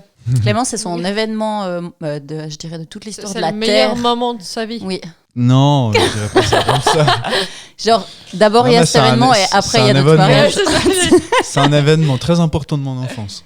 C'est vrai. Parce que comme Robin pour la Coupe du Monde 94, la Coupe du Monde 98, ça a réveillé ma passion pour le foot. Mais t'as vécu une enfance ou une enfance parce que... C'est exactement ça. Une enfance 98. Faut savoir que Clément, la première déclaration d'amour qu'il m'a faite, c'était pour le foot. Ah, C'est vrai? t'as pas dit je t'aime plus que Zidane. Une fois, il me l'a dit. Il m'a dit, et ça, c'est beaucoup. Non, c'était pas que Zidane, c'était avec le foot. Ouais. Mais C'est Zidane reste quand même avant moi, je pense. Mais j'étais dans un moment un peu d'euphorie. Ouais. Sur la terrasse, en mode, tu sais. Je t'aime plus que le foot. Non, mais c'était beaucoup plus romantique que ça, ce que ça en a l'air. Tu sais, le foot, mais ça c'était compte Pirot. vraiment pour moi. C'est vraiment quelque chose. Et toi, je t'aime plus. Il a envie de crever. C'est pas drôle. Non, mais c'est mignon. C'est gênant. C'était- Faut joli, comparer ça. ce qui C'est de est. mon intimité que tu parles. Ouais, non, mais vraiment, la première déclaration, il fallait voir ça. Il était vraiment en mode, tu sais, Sarah, il faut que je te dise et tout. Et puis moi, j'étais là, ouh, il va me dire quelque chose. Puis il était là. Tu sais, le foot, à quel point ça a été significatif dans ma vie. Et moi, j'étais là en mode, ok, je suis de la merde. C'est vraiment passionné, amoureux de quelque chose d'autre que moi. J'étais là, ciao. Et Et ma foi. les passions. Et hein. pourtant. Les passions, c'est Je comme me ça. féliciterai jamais assez du choix de ce sujet, juste pour cette petite anecdote merveilleuse. Merci Sarah, merci Clément. Je continue, on arrive bientôt au bout, accrochez-vous, c'est moins intéressant parce que ça se rapproche de nous et du coup on s'en fout. 17e Coupe du Monde 2002, Corée du Sud, Japon. Finale. On est champions. On est tous tous ensemble. ensemble. C'est le grand jeu. Quel enfer. La France est debout. Il s'était fait sortir par Quelle le Sénégal. horreur. Ils Premier avaient perdu tour. contre le Quelle Sénégal horreur. notamment au Premier tour, ils ont pas gagné un match. C'est Sébastien c'était Patoche qui la chante. terrible. Ouais. Non, c'est Johnny Hallyday. Non, c'était Oh. Johnny. Que c'est vrai que. Non, commence pas. Que c'est vrai que la France devrait gagner, quoi, si elle perd pas. Non, c'est pas bon. C'est pas bon, Ok, vraiment. pardon. Je vais enchaîner sur la fin de ma chronique si tu es d'accord Clément. Que oui. Non, putain. Donc Corée du Sud, Japon 2002, finale Allemagne-Brésil. Et c'est les Brésiliens qui gagnent 2-0 face aux Allemands. Avec Ronaldo et sa coupe de cheveux de merde avec une espèce de triangle sur l'avant de la tête. là. Alors, Un triangle.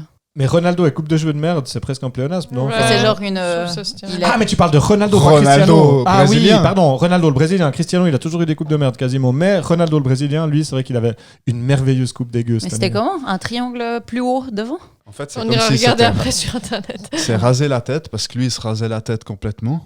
Et puis qu'il avait laissé Et puis, il avait juste laissé un triangle sur l'avant du front, quoi. Triangle arrondi, un peu comme Un quand tu triangle. dessines un ongle en géométrie. C'est le Comme logo si de tu l'ongle, fais un une peu. coupe au bol, mais ouais, tu ok. te rases puis que tu te laisses une mèche devant, quoi. Ah, mais vraiment Tu quelque laisses chose le de pas devant. possible. Ouais. Pourquoi? Alors en fait, dans un documentaire sur Ronaldo, il explique que la presse brésilienne était vraiment sur son dos pendant cette Coupe du Monde. Et Avec le lui, stress. il avait eu beaucoup de blessures les années précédentes. Ouais. Et à cette Coupe du Monde, il revenait bien en forme. Et pendant la Coupe du Monde, il s'est fait mal à un genou. Et il avait peur que la presse... L'attaque là-dessus. donc l'attaque il a préféré là-dessus leur donner est autre chose à creuse bouffer. et puis qu'ils apprennent qu'il était Ça, c'est blessé. malin. Alors il s'est fait une coupe de merde pour que la presse il fasse que de parler de ses cheveux puis qu'il Incroyable. il s'occupe pas de son genou. C'est bien Ah, vu. c'est fut-fut. Incroyable. Ouais, C'est ça détourner qu'il dit. l'attention. C'est ça qu'il dit. Moi je pense que c'est juste En qu'il a fait, des goûts ouais. de merde. Je sais pas C'est si une c'est excuse. fit ou si c'est foot, mais Je pense que c'est une pauvre excuse pour justifier sa coupe de merde. Si c'est- aussi. si c'était aussi réfléchi, c'est malin. Mais il a certainement pris le temps de réfléchir à une bonne explication Ouais. pour la balancer bien plus tard. Ouais, c'est ça, il a attendu Comment je vais 20 ans pour justifier ça expliquer. C'est clair. Allemagne 2006, c'est la 18e Coupe du Monde. Une finale que j'ai d'ailleurs pas vue en direct. J'ai un petit peu honte Ah, de elle le était dire, mais belle, je le dis celle-là. quand même. Pourtant, elle était belle. Elle est restée dans les annales. Je pense que Materazzi a toujours une petite marque au torse Ouais. parce qu'après avoir dit de la merde à Zinedine Zidane, vous vous souvenez que Zidane, il a tapé. Bah, moi, c'est Comme la de celle-là. Coup de que je boule, me coup de boule, souviens. Ouais. coup de boule, coup de boule. Moi, c'est la seule dont première. je me souviens. Donc ça, c'était en 2006. Et donc, vous vous rappelez qu'il y a eu un dans le temps réglementaire et que les Italiens, cette fois, ont vaincu le signe indien en l'emportant au tir au but 5-3. Et je crois que c'est, pour la petite histoire, c'est Trezeguet qui rate son tir au but. Trezeguet qui avait, lui, été le bourreau des Italiens 6 ans avant en marquant le but À l'Euro 2000. 2000, hein. Exact. Trezeguet, c'était un petit peu le Pippo Inzaghi de la sélection française, hein, Ouais. par certains aspects. Et il jouait en Italie.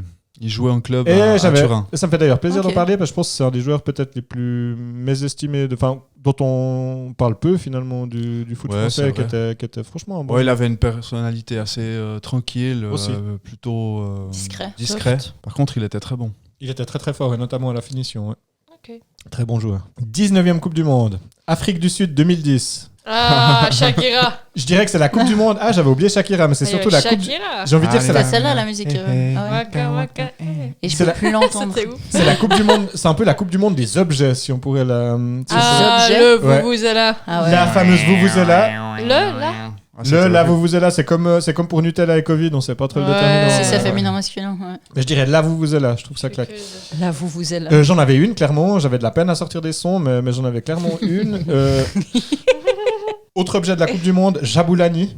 Ah oui, c'est Donc le il faut ballon. savoir que chaque Coupe du Monde, peut-être pas depuis les toutes premières, mais assez rapidement, ont eu un ballon dédié. Et assez rapidement, comme pour les mascottes de Coupe du Monde qui ont aussi été créées assez rapidement, ces ballons, au fil des années, comme les mascottes, ont eu un petit nom et tout un peu un lore autour d'eux. Et Jabulani, en fait, je dirais que c'est celui qui était peut-être le plus marquant, en tout cas pour moi, des ballons, parce il était directement décrié par notamment les gardiens de but. Ouais. C'était un ballon qui était trop léger, il parlait de ballon de plage, de Ah, ballons de supermarché, et vraiment qui était hyper léger et qui avait des trajectoires improbables. Ce qui faisait que ça a fait des goals assez marrants, mais qui était assez. C'était pas complexe. l'année aussi où il y a eu une chier de maillot qui se déchirait en 30 secondes. Non, c'était plus tard, ça encore. C'était après. Je me souvenais plus de cette Mais polémique. du coup, mais non. j'ai pas compris cette histoire de ballon. Enfin, moi, je Le débarque, hein. ballon était pas adapté. Mais c'est un ballon qui était utilisé pour tout le long de la Coupe du Monde ou Exactement, c'était- ouais. ok. Ouais. Et si tu veux, Qui c'est un était ballon joué- qui était utilisé un pour peu. tous les Il y a eu matchs. controverse parce que c'est un ballon qui était jugé cheap, Ouais. pas bien développé, Du coup, un peu galère pour jouer. galère à appréhender, à gérer. Il y a certains pays, je crois qu'il y a les Allemands l'avaient utilisé dans leur championnat cette saison-là, avant la Coupe du Monde. Donc certains ont aussi dit que c'était pas forcément très fair play, que Que certains avaient d'autres pu aient pu s'entraîner s'habituer avec. à ça, et puis que les autres le découvrent à ce moment-là. Ouais. Enfin bref, il y avait eu vraiment polémique autour de l'objet. L'autre polémique, vous en souvenez certainement. La polémique du bus. Ouais, tu veux nous la résumer en 2 mots, Clément? Ah, ouais. ok, L'équipe c'est de bon, France je me souviens. était entraînée par Raymond Domenech. Puis ce qui s'est passé, c'est que les premiers matchs, ils ont mal joué. Et puis l'entraîneur, en gros, il a voulu remplacer un joueur, mais un peu en l'humiliant.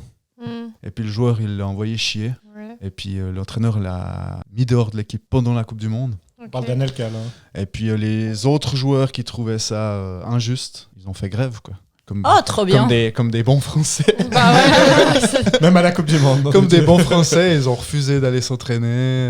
C'est trop bien à part ça. Et tout ça, puis ils ont fait lire. Tous les joueurs. Ils ont fait lire une lettre à l'entraîneur Ah, mais ça devant me les dit quelque journalistes. chose. Ouais, c'était Patrick Enfin, Evra, c'était donc, vraiment pathétique parce que ça se fait pas du tout, quoi.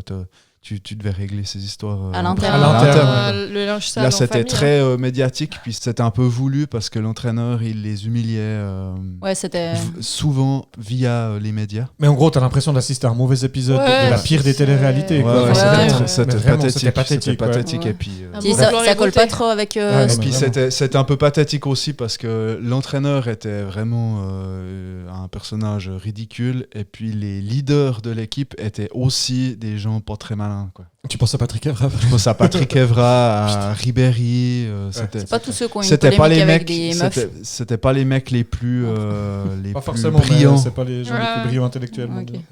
C'est Donc tout ça, cool. c'était le Busgate, ou la fameuse affaire du bus.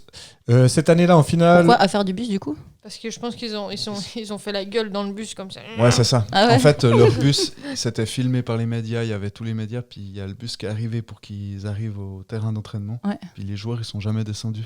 Ouh. Ils ont refusé de descendre, et puis il y a que l'entraîneur qui est descendu, puis il a lu une lettre aux journalistes. Ah. Ils sont repartis, Ok. en gros.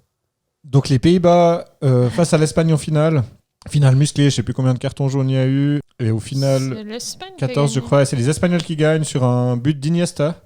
Qui est peut-être Ouais, c'est au vrai. passage, je profite pour le placer, mais un des joueurs que je respecte le plus dans l'histoire de l'équipe espagnole de foot, qui marque à la 116e minute. Une magnifique reprise de volée. Et l'Espagne gagne, je pense de façon Mhm. méritée, mais une fois de plus, les Pays-Bas... tombent. Enfin, je pense que dans les nations qui mériteraient de gagner un jour la Coupe du Monde et qui l'ont encore pas eu, les Pays-Bas en font clairement partie. Ouais. Je vais d'ailleurs les citer après. Coupe du Monde numéro 20, Brésil 2014.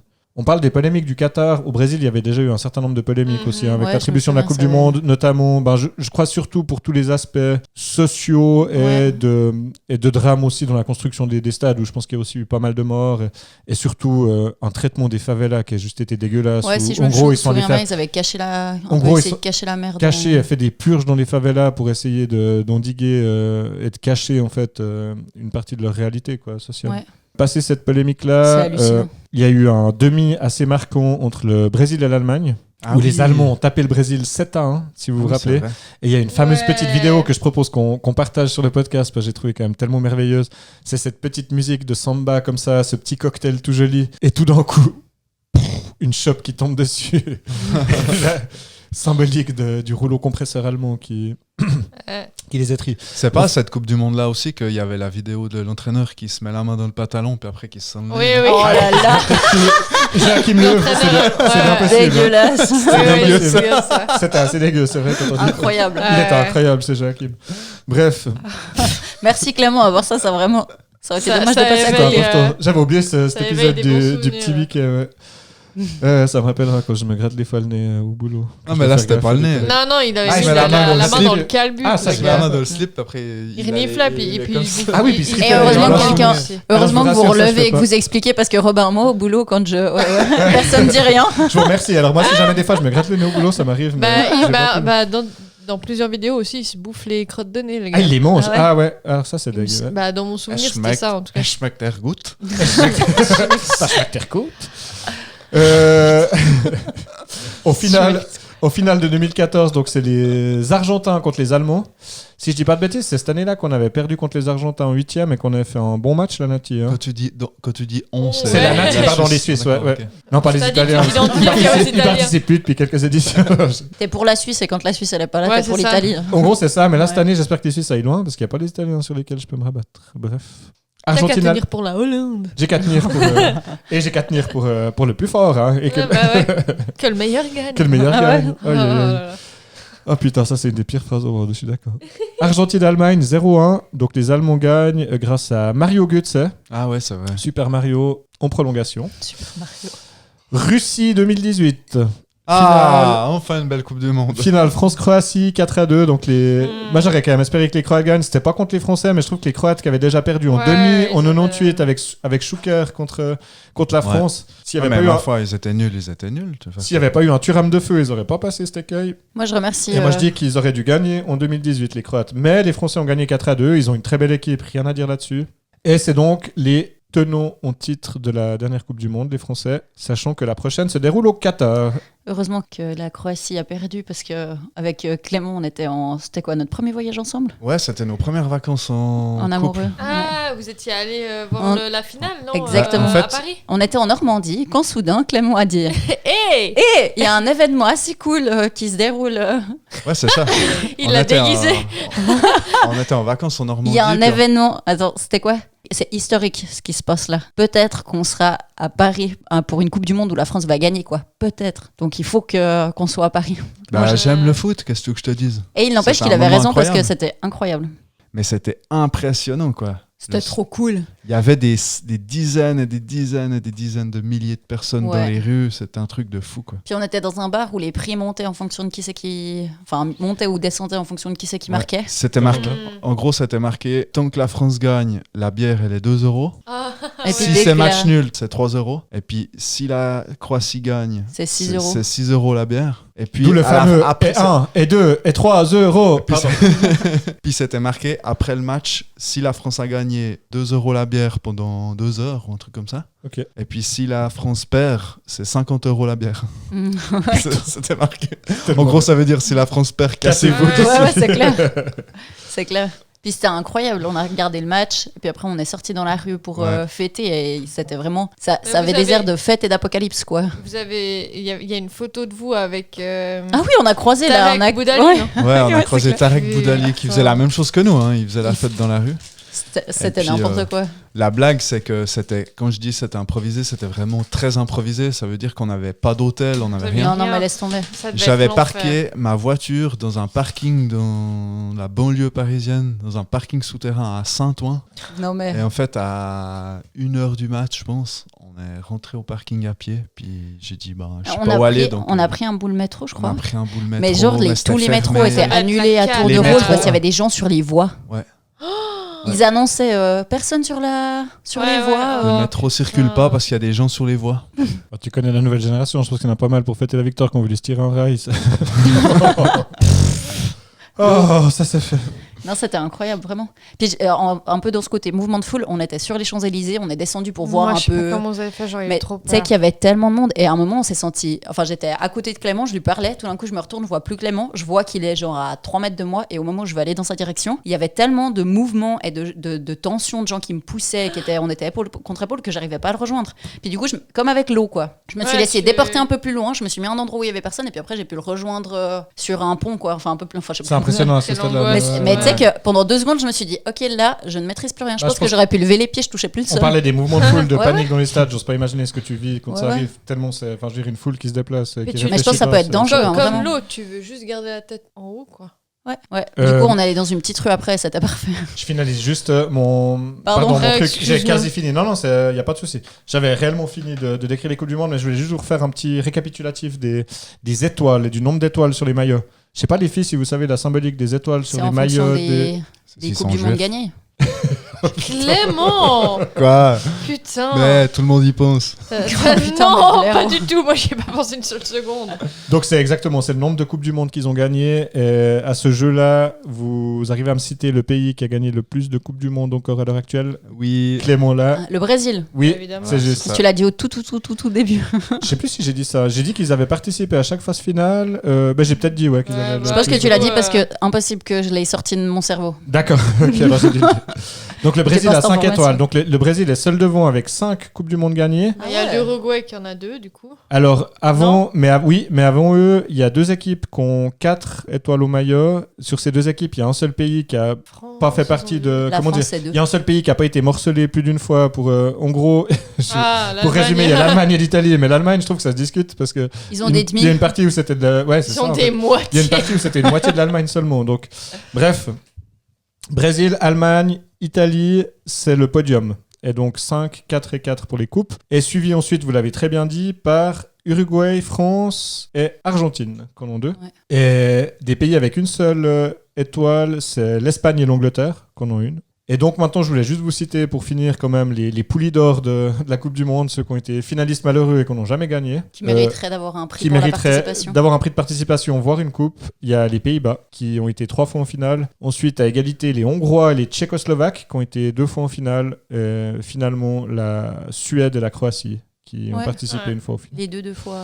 Les Croates très récemment. Donc voilà. Pour finaliser ma chronique, donc j'avais parlé de la polémique autour de la Coupe du Monde au début. Je voulais pas forcément qu'on non plus trop m'attarder là-dessus, mais enfin en gros, moi je voulais juste personnellement donner mon avis et dire que j'ai fait le choix de la regarder, précisément pour les raisons pour lesquelles plein de gens vont pas la regarder. En fait, c'est que malgré cette attribution qui est juste une hérésie, des soucis environnementaux, éthiques par rapport à tous les comportements du pays vis-à-vis de la femme, pour tous les morts en fait qu'on construit ces stades, moi je pense justement que j'ai envie de la regarder parce que en fait si je la regarde pas, j'ai l'impression que la mort de ces gens aurait été vaine. C'est ce que j'allais dire. Il y a plein de gens qui ont taffé là-dessus, qui vont mourir, qui sont morts pour ça et finalement est-ce que les gars ils auraient envie d'entendre qu'on va pas la regarder parce que justement c'est. Alors je pense qu'ils comprendraient bien le fait qu'on trouve qu'elle est inhumaine cette coupe et je peux tout à fait l'entendre, mais quelque part je me dis que ils seraient morts vainement en fait si je regardais pas cette coupe. Donc personnellement je vais la regarder. Et sur ce je vous souhaite une très belle Coupe du Monde parce que je pense que vous allez écouter cet épisode juste avant son coup d'envoi. Et pour ceux qui choisissent de la regarder, je vous souhaite de vibrer en même temps que moi.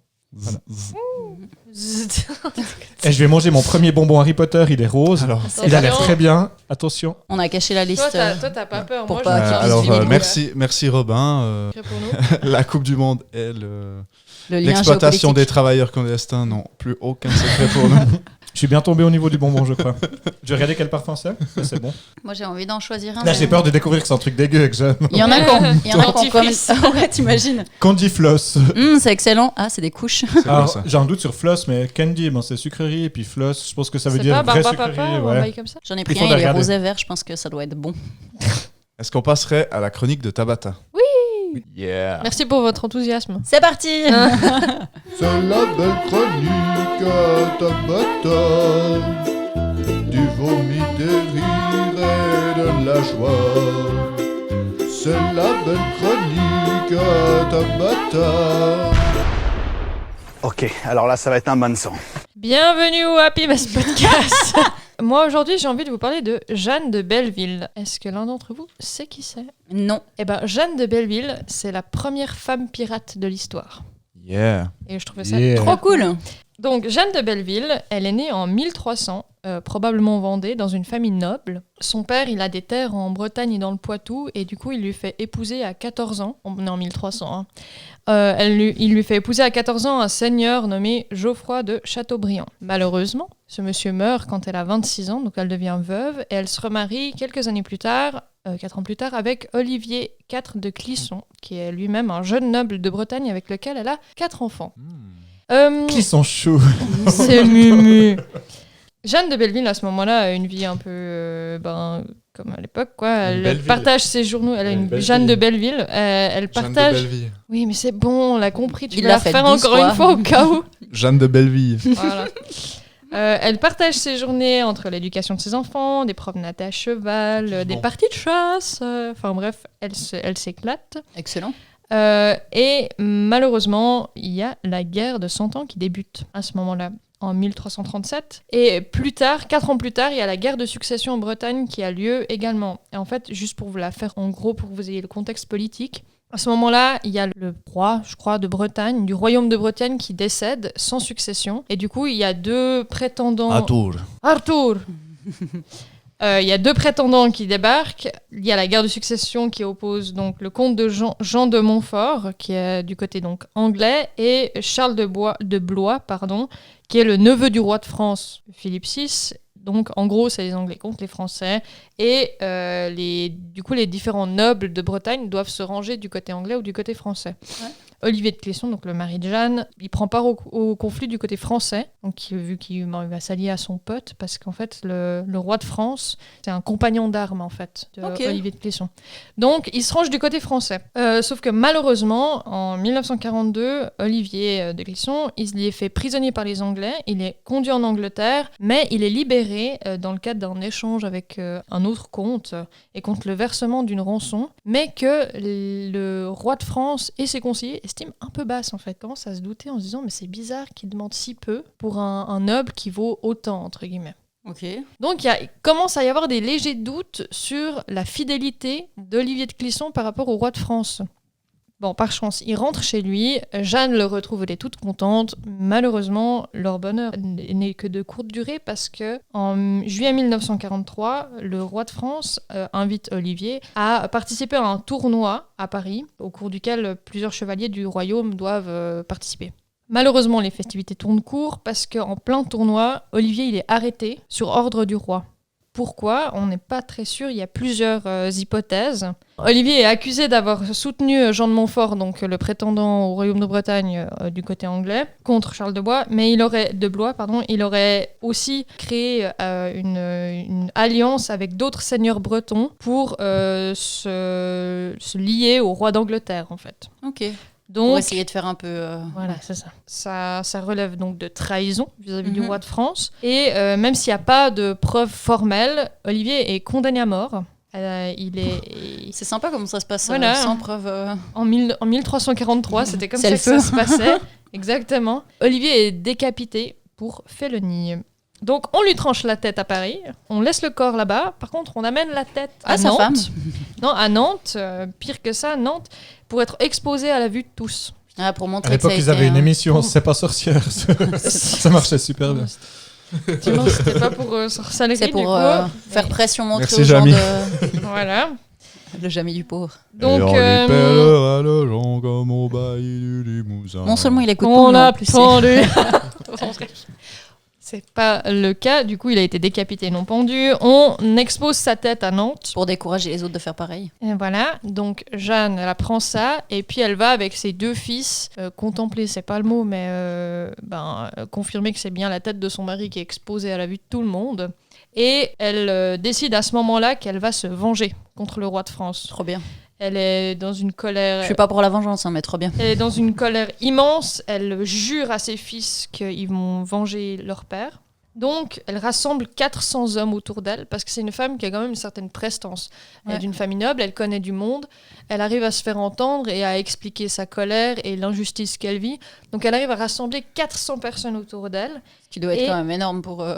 Ah, c'est un truc de fou. Enfin, moi, je trouve que pour l'époque, c'est déjà incroyable. Elle rassemble 400 personnes et elle se dirige vers le château le plus proche du sien, du château de Clisson, qui s'appelle, et moi je trouve ça un peu marrant, le château il s'appelle Toufou.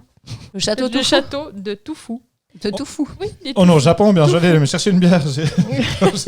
Donc, elle se dirige avec ses 400 fidèles là-bas, et puis elle se présente seule, enfin avec une petite... qu'est-ce que c'est écrit Seule avec 400 personnes. Non, alors elle laisse le grand nombre de personnes cachées dans la forêt alentour, mais elle se présente à l'entrée avec seulement une quarantaine d'hommes, ce qui était un peu cohérent par rapport à sa situation. Et le commandant du château, il n'est pas encore au courant de l'exécution d'Olivier, donc il ne se doute pas du tout qu'elle vient pour... il se dit tranquille, elle est en visite. Tranquille, elle est en visite. Et elle réussit à prendre la main sur l'entrée du château, puis en gros, elle fait entrer tous ses fidèles. Gros massacre, tout le monde est tué. Les 40 plus les 400. Les 40 plus les 360 qui étaient en train d'attendre dans la forêt. Donc elle fait abaisser le pont-levis, elle fait venir tous ses hommes, gros massacre de la garnison, parce qu'en fait dans ce château il y avait une des garnisons de Charles de Bois, donc le prétendant de France. Le prétendant français. Elle assassine tout le monde et elle se casse. Enfin elle prend de l'argent, etc. et elle se casse. Le prétendant français Charles de Blois, il est instruit de cette histoire, enfin il apprend qu'il y a eu cette prise du château, il assemble du monde, il y retourne, mais quand il arrive, Jeanne est déjà partie avec tous ses fidèles, en emportant un gros butin. Et elle est déjà en route pour attaquer un autre château. Et en fait, à partir de ce moment-là, elle consacre toute la fortune qu'elle amasse de château en château pour aller défoncer toutes les garnisons et tous les alliés de Charles de Blois. Et il n'y a pas de chiffres et de liste précise du nombre de châteaux qu'elle a assiégés, enfin pas assiégés, qu'elle a pris, mais on parle quand même de grands actes de cruauté et de garnisons massacrées sans pitié. Donc ça devait quand même être assez sanglant. Le roi de France est informé de la démarche de Jeanne et il lui demande de venir s'expliquer devant le Parlement de Paris. Sauf que elle, une fois pas deux, je vais pas venir. Donc venir s'expliquer, donc c'est ça, genre elle va juste se faire... C'est des discussions en perte d'attaque, assez clairement, sans queue ni tête. Et donc elle refuse d'y aller, le roi la condamne à être bâtie du royaume, confisque tous ses biens par décret en décembre 1343, sauf que son décret il sert à rien du tout, parce que comme elle se sent menacée sur terre, Jeanne, elle se réfugie en Angleterre avec le butin, où elle obtient le soutien du roi d'Angleterre, qui met à sa disposition 2 navires corsaires. La différence entre les pirates et les corsaires, c'est que les corsaires, ils sont mandatés par le gouvernement pour assiéger des bateaux marchands d'autres pays, en fait. Okay. C'est des pirates légaux, si on veut. Ouais, c'est ça.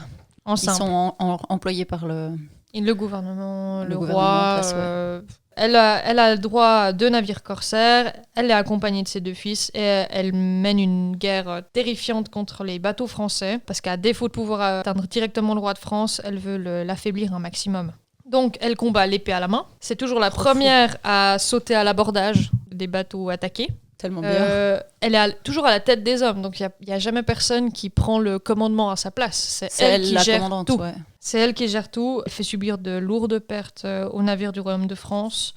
Beaucoup de bateaux sont coulés et les équipages tués un peu systématiquement, quoi. Elle est ultra sanglante. Elle fait ça pendant 9 mois. Et d'ailleurs, quand je disais qu'elle était sanglante, elle a le surnom Lionne sanglante. Donc c'est pour dire que c'est carrément l'imaginaire qui... Enfin, pas l'imaginaire, mais le statut... Exactement. Du coup, le roi de France, il veut pas se laisser faire non plus. Alors il lance plusieurs navires à la poursuite des pirates. Plusieurs combats acharnés, mais malheureusement, les vaisseaux du roi de France arrivent à s'emparer des navires de Jeanne de Belleville, mais elle arrive à s'échapper de justesse avec ses 2 fils sur une barque. Malheureusement, dans la précipitation, ils n'ont pas eu le temps d'emporter de l'eau et des vivres. Et il y a un des fils de Jeanne qui meurt pendant les 5-6 jours qui suivent, parce que pendant 5-6 jours, elle est à la dérive. Elle est recueillie à Morlaix, c'est dans Bretagne. Heureusement, ils sont recueillis par les partisans donc, du roi d'Angleterre, enfin du comte de Montfort. Ils se font pas exécuter. Ennemis du roi de France, donc ils sont recueillis par des sympathisants, quelque part. Sympathisants, Enfin, des amis. Mon ami, quoi. Voilà. Et elle peut retourner en Angleterre où elle se réfugie avec ses enfants. les 2 enfants qui lui restent, malheureusement, Olivier et une autre Jeanne. Elle épouse un lieutenant du roi d'Angleterre qui s'appelle Walter Bentley. Donc ce monsieur Bentley, il est lieutenant du roi en Bretagne et capitaine de troupes anglaises qui combattent pour soutenir Jean de Montfort contre Charles de Blois. Et pendant ce temps-là, il y a même le pape, pour dire, hein, il y a même le pape Clément VI. Excellent. Qui, sur la requête du roi de France, il intervient auprès du roi d'Angleterre. Tu peux la fermer. La violence. C'était ça qu'à ce nom. Donc le pape Clément intervient sur requête du roi de France auprès du roi d'Angleterre pour lui dire à Jeanne de se calmer. D'arrêter. Dis-lui d'être un peu plus tranquille, là, ça... bordel. Donc à ce moment-là, Jeanne, elle en peut plus, quoi. Elle a combattu suffisamment longtemps et elle a quand même perdu un gamin dans l'histoire. Ouais. Donc elle n'a plus la force de continuer le combat et elle décide de se consacrer à l'éducation de son fils et de sa fille et de récupérer ses domaines de manière plus pacifique. Alors on n'est pas trop sûr sur l'endroit où elle est décédée parce qu'il y a un moment donné où on dit qu'elle se retire quelque part en France, en Bretagne, où elle est accueillie par une comtesse qui s'appelle Jeanne aussi, qui s'appelle Jeanne de Flandre et par contre de Montfort apparemment. Donc, elle va en France, mais on n'est pas sûr si elle est décédée en France ou en Angleterre en 1359, donc à 59 ans. On n'est pas trop sûr de où elle est décédée. Par contre, on sait que son fils, Olivier de Clisson, a réussi, à force de requêtes, et de protestations et de négociations, à récupérer certains domaines et certains châteaux qui ont été confisqués à sa famille. Et même s'il a été élevé à la cour d'Angleterre, il a fini plus tard par servir les rois de France, Charles V puis Charles VI, et il est même devenu connétable de France après. Donc ça reste une famille noble, malgré ce qui s'est fait. Malgré la soi-disant trahison, l'exécution. Exactement. Et en fait, ce que je trouvais fou dans l'histoire de Jeanne, c'est que son moteur, elle est devenue pirate par amour, quoi. Par vengeance. Par vengeance. Je trouvais son histoire incroyable, et c'est aussi pour ça que je voulais vous en parler. C'est que ma source, c'est un épisode de Secret d'Histoire, présenté par Stéphane Bern. Et ils ont fait un épisode là-dessus qui est sorti récemment et que j'ai trouvé juste génial. T'as cité Montfort. Génial. T'as cité Montfort dans l'histoire. Est-ce qu'il y a Nelson Montfort qui a participé? Alors pas. Non, moi j'ai une question, depuis le début j'ai une question. Je t'écoute. Jeanne, elle était pirate. Oui. Est-ce qu'elle avait une jambe de Blois? Oh putain. Je l'ai pas. Moi je la valide. Elle soutenait Charles de Blois. Ah. Merci. Je me souviens plus le nom, mais il y a une série sur Netflix, il y a une année ou deux sur la piraterie. Je sais pas si ça vous parle. On l'a regardé avec Léon. C'était assez grand public, pas trop mal joué. Mais il me semble pas qu'il y avait Jeanne. Alors elle était, sauf erreur, pas dedans, mais par contre, pour ceux que ça pourrait intéresser, c'est, je pense, un joli truc pour entrer aussi là. Mais mine de rien, elle a inspiré pas mal d'artistes et d'œuvres. Ouais. Apparemment, dans Secret d'Histoire, ils expliquent qu'il y a un illustrateur qui a fait une bande dessinée où elle est l'un des personnages principaux. Trop bien. Je trouvais ça génial. Ouais. Oui, effectivement. Je trouve que c'est intéressant aussi de donner de la visibilité à des femmes qui ont peut-être pas eu beaucoup de notoriété. Peut-être qu'à son époque, elle en a eu, mais... je pense que oui. Ouais. Je pense que oui, sauf que faire un récit sur une femme, c'était pas populaire parce que c'était les hommes qui étaient... Ouais. Mais je trouve cool qu'on en parle maintenant, quoi. Je pense à 2-3 exceptions près, Jeanne d'Arc, que tout le monde peut citer, ou comme ça, c'est vrai que c'est des femmes qui sont... mais Jeanne d'Arc, elle était connue, mais considérée comme hystérique. Oui, on est d'accord. C'est un personnage hystérique. C'est un monument hystérique. Tu m'épuises. Je vais poser ma petite vanne. Tu sais quand Jeanne d'Arc s'est éteinte 2 heures après sa mort. Oh, elle est horrible. J'allais dire 10 minutes après sa mort. Ah putain. Putain, c'est drôle. Excellent. Non, c'était pas drôle, c'est de la merde, pardon. Clément, ton jeu a intérêt. Moi, j'avoue que... Pardon, c'était bien, Tabata. Merci à Tabata et à Sarah aussi pour justement nous ouvrir un peu l'esprit entre deux vannes miso pour nous faire découvrir des trucs. Non, mais au-delà de ça, je trouve ça intéressant parce que moi, je réalise aussi avec toute cette remise en question sur la place de la femme et puis... On avait dit qu'on parlait pas du 14. C'est trop tard. Je réalise qu'en fait, j'ai été intéressée par beaucoup d'œuvres, principalement le cinéma ou... le cinéma, c'est vraiment un truc qui m'a passionné très vite et puis pendant longtemps.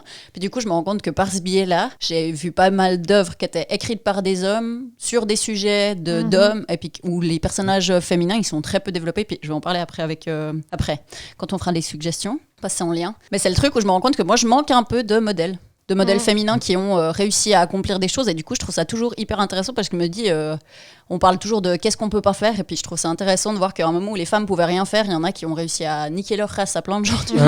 J'ai vu le film je viens de voir sur le tard le film sur Frida Kahlo dans l'avion en allant à New York. Enfin, j'ai trouvé ce bout de femme incroyable à travers son histoire, par exemple. Je l'ai jamais vu, mais il doit être bien. Mais très très bien, ouais. Pas à un moment donné où elle lance un truc sur son mari, puis il fait aïe. Je me rappelle pas de la version. T'as juste ce bout-là que t'as vu. J'ai vu la version anglaise, mais il y a d'autres trucs qui m'ont plus ça. marqué. Mais c'est un très beau film, ouais. Aïe.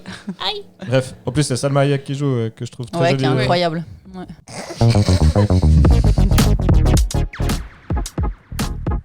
Eh oui, c'est du lourd, mais c'est bon et on en redemande. C'est le retour du quiz auto. Bienvenue au Happy Mess Podcast. Bon, puisqu'on me rabâche sans cesse que j'ai des goûts de chiottes, sauf en matière de femmes, bien sûr, mon amour. Le quiz du jour portera sur les toilettes. Excellent. Incroyable. Donc, petit rappel des règles. Si on n'en avait pas parlé au début de l'épisode. Ouais, en plus, c'est un hasard, mais C'est le jour des il y a un hasards, petit fil conducteur. Où sont les plus grandes toilettes? Donc, petit rappel des règles, 5 questions, 1 point par bonne réponse. Vous répondez à la volée et le vainqueur trônera sur le monde jusqu'au prochain épisode. Ah. Sur le plus haut trône du monde, on n'est jamais assis que sur son boule. Ouais, c'est ça. Merci Booba. Merci Booba. Je crois qu'il l'a déjà Que cité. sur son boule. Oui, sûrement. Donc, Mais ça doit être petite, Clément qui l'a cité. je cherchais un peu des trucs à améliorer et j'ai réfléchi à vous offrir des prix pour vous récompenser. Et cette semaine, le vainqueur du quiz ainsi que toutes les personnes qui commentent nos publications remporteront 1 an de nettoyage de toilettes par Tabata, peu importe où vous vivez. Donc pendant 1 an, chaque semaine, elle vient nettoyer vos toilettes. Autant vous dire que c'est mort. Non, mais t'assumeras. Je vous hein, avertis tout de suite. voilà, t'assumeras. Mais c'est Clément qui Les me quiz, c'est remplace. les quiz. Et même si tu gagnes pareil. Merci. Est-ce que vous êtes prêts? Allez, hein. Donc, on va passer à la première question. Il est vraiment fait pour T'arrives être juste animateur. le mec il devrait bosser en fête foraine en fait. Ouais, c'est ça, au Ouais. Fun Bob, tu sais, là, aux autotoponeurs. Eh oui. C'est parti. C'est parti. Quelle angoisse. Question numéro 1, restez sérieux. Quel âge a la plus vieille toilette encore en activité? Encore en activité. Ils en ont pété une au Japon qui était très ancienne, mais du coup j'ai oublié de dire la fin de l'article. J'en ai une 1800... Moi j'ai envie de dire 1870. 250 ans. Moi je dirais 500 ans. 500 ans. Encore, Ok. encore utilisable. Concrètement, avant les gens ils pissaient par terre, donc dans la nature. Finalement la haie. Moi je dirais 150 ans. Allez, 200 ans, ça doit bien... 200 ans? Qui dit mieux? 500 pour Robin? Elle va dire 350 comme ça, elle est sûre de... Exactement. Je suis en train de faire le calcul. Allez. J'ai envie de dire 304 ans. Ouais, d'accord. Ouais. 304 ans. Non, c'est faux. Non, vous êtes tous faux, mais c'est Robin le plus proche, donc c'est lui qui prend le point. C'est La encore plus vieux réponse, que ça, la bonne c'est clair. réponse, c'est 4000 ans. 4000 ans. Putain, mais moi Il y a j'ai dit une que c'était à genre hyper Knossos en vieux. Grèce, il y aurait une toilette qui Les serait gosses. encore active Knossos. à Knossos en 4000 Grèce. ans. Moi j'aimerais savoir à quoi elle J'imagine que c'est un ressemble. truc en pierre. Qui j'ai est pas réservé vu- pour j'ai les pas vu la Knossos photo, sur- mais c'est sur... c'est sur un lieu touristique et tout. Ok. Genre tu peux les voir et tu peux encore tirer la chasse mais plus personne fait rien dedans. Enfin tirer la chasse. Thierry Lachasse, je pense que t'as un servant qui est là pour mettre des seaux d'eau. tu sais. Trop fou. Donc, 1 point pour Robin, les filles, vous êtes nuls. Ouais. Question numéro 2. Sur 100 personnes, combien se lavent les mains après être allé aux toilettes? Oh. Je suis On sûre parle que de ça- pipe. Enfin, on parle de n'importe quelle commission. Ouais. Ok. Alors ça limite, hein, je pense. 30 personnes. Moi, je dirais Moi sur j'aurais dit 100. 26 comme ça. Là, c'est réponse exacte. Parce que... Attention, autour de la planète, Réponse 17. exacte. 17. 17. C'est quoi autour Attends, de la attends, ouais, planète? c'est ça la question. Bonne question. Sur une source de quelle population? Mondiale, Suisse C'est plutôt occidental, je dirais. Occidentale. Ok. Ah, occidental. Bon, ouais, on doit pas être des gros dégueulasses Ouais, quand je même. tourne au- 32%. Ouais, j'allais dire la même. La même. Allez, 29. 42. 25. 17. C'est plus, c'est plus. 64. C'est plus. On peut pas changer de chiffre tout le temps, sinon ça compte pas. le Bah coco. attends, c'est celui qui a le premier juste. Mais il faut regarder les sourcils de Clément qui commence à aller. Où c'est qu'on l'a 72. chopé? 72. 69. 57. 83. Tu peux faire chaud, froid. 47. C'est plus. 57. 82. C'est moins. 67. 72. C'est plus. 61. 77. C'est plus. 78. C'est plus. 79. C'est plus. 80. Tabata. Le point pour Tabata. C'est 80%. 80% des gens se lavent les mains. 80% des gens se lavent les mains après être allés aux toilettes seulement. Et le pire, c'est que seulement 30% se les lavent avec du savon. Selon un sondage. Bon, moi j'avoue que je vais vous dire la vérité, mais en général, après un Qu'est-ce petit que vous aurez appris pendant cet épisode? Bah, que Robin est dégueu. Hein. Non. Il se gratte le nez au boulot. Je me gratte le nez au boulot et je me lave les mains seulement à l'eau après le petit pipi, généralement. J'utilise pas de savon. D'accord. Voilà. Bon, bah. Il y a une raison? Est-ce que c'est basé sur une réflexion, une volonté écologique C'est l'écologie, en fait, c'est toute la filière finalement. Tu sais que le savon, c'est finalement de la graisse, c'est de la soude caustique. Toute la filière soude caustique est pas très propre, alors j'y réfléchis beaucoup. Non, c'est de la flemme surtout. SOS. Un point pour Tabata, un point pour Robin. Sarah, tu traînes un peu. C'est encore pire de dire que t'es nul, tu sais. Tu traînes un peu. Troisième question. L'énoncé est très important. Depuis une quinzaine d'années environ. Non, pardon. Je recommence. 15 ans. J'ai loupé une virgule. Depuis une quinzaine d'années, environ 2 personnes sur 100 affirment avoir vécu cette mésaventure sur les toilettes. Quelle est cette mésaventure? Que la chasse, que les toilettes sont bouchées. Non. Que le caca s'évacue pas. Voir un ovni. Plus de PQ. Avoir la lumière qui s'éteint. Non. Avoir l'eau qui leur touche les fesses. Oui, c'est ça, le baiser de Poséidon. Le baiser de Poséidon. Non, pas le baiser de Poséidon. C'était bien T'as dit tenté. ces 15 dernières années, Ouais. répète l'énoncé. Ces 15 dernières années, environ 2 personnes sur 100 affirment avoir vécu cette mésaventure Donc c'est sur le- les toilettes. Avoir Quelle est posé cette le- mésaventure? Avoir Bah, posé le être allé Royal au- Perfect. Avoir un animal qui est remonté dans le tuyau des toilettes. Le Royal Perfect, mais tu t'essuies quand même, et du coup, c'est plus un Royal Non, Perfect. personne. Avoir pris leur téléphone avec eux. S'être évanoui. Regarder Lâcher la son télé. téléphone dans les chiottes. Ah putain, il l'a. C'est juste. Passe décisive de Tabata, mais c'est Robin. C'est Robin qui prend le point. Merde. Bravo Robin.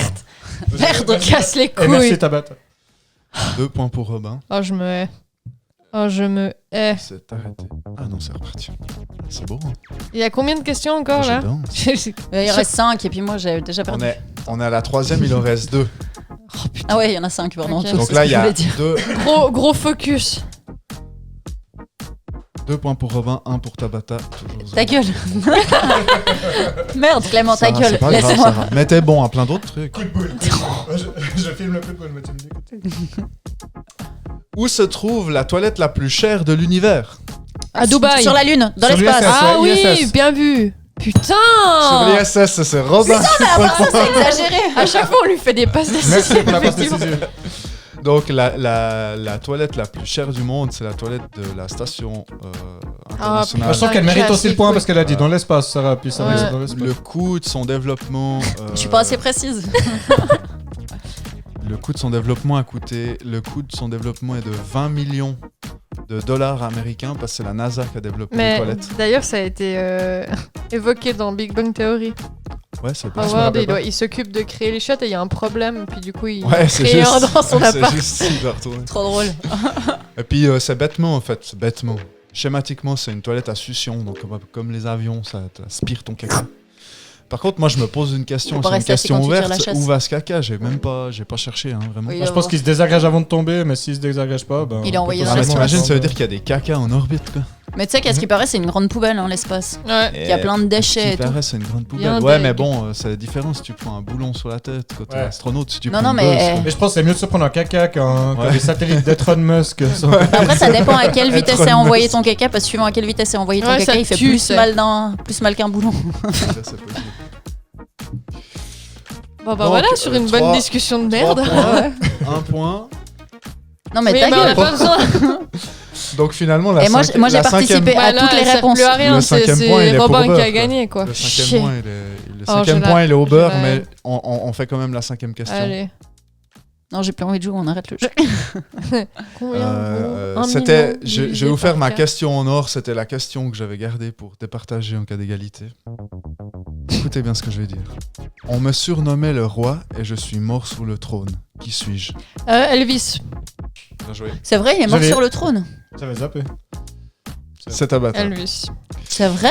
Ah ouais. En train de. Chris, Bien il joué a- Tabata. Tu as le il a prix fait, de... Il a fait genre une crise cardiaque. Je crois qu'il a fait c'est un peut-être. AVC ou quoi. Ouais. C'est vrai que ça arrive hyper En même souvent. temps, il Ouais, mangeait là. des trucs tellement gras, là, son fameux sandwich, banane, chocolat, je sais plus exactement. Je sais pas. Allez regarder la recette du sandwich d'Elvis, ça vaut la peine. C'est genre Ouais, le il dernier truc semblerait. qu'il a mangé avant de Je mourir. suis pas sûr, mais ça Il pourrait, a pas vu la recette. Quoi. Il aurait fait Malaise vagal. un arrêt cardiaque ou une crise cardiaque sur les toilettes, mais c'était lié à il avait plein de maladies. Il était Ouais, vraiment au fond du bac Ouais. au moment de sa mort.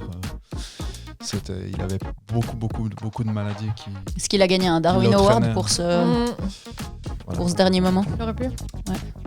Donc, le grand gagnant du quiz auto est aujourd'hui Robin.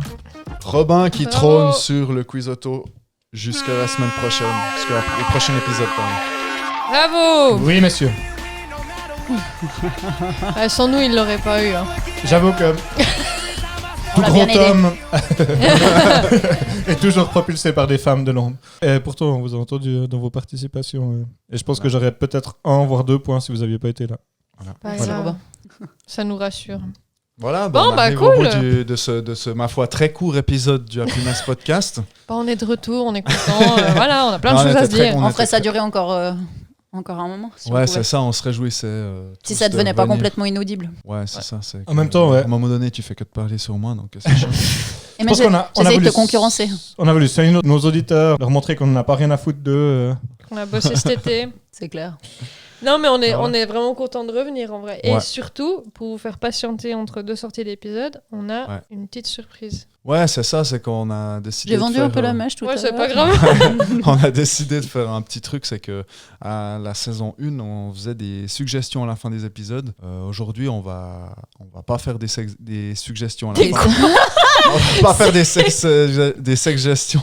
On va pas faire des suggestions à la fin des épisodes, mais par contre, on va enregistrer un petit segment de suggestions et on vous le publiera sur les réseaux Entre chaque épisode. entre 2 épisodes, quoi. Ouais. Et puis voilà. Mais j'ai eu beaucoup de plaisir. J'espère que vous avez aussi eu du plaisir, les gars. Nous, À fond. À fond. Ouais. Tu peux dire les filles, ça sera Les gars, plus les filles. inclusif. Et puis j'accepte. Les gars, J'espère que les vous gars. avez eu beaucoup Les de mecs. plaisir, les gens.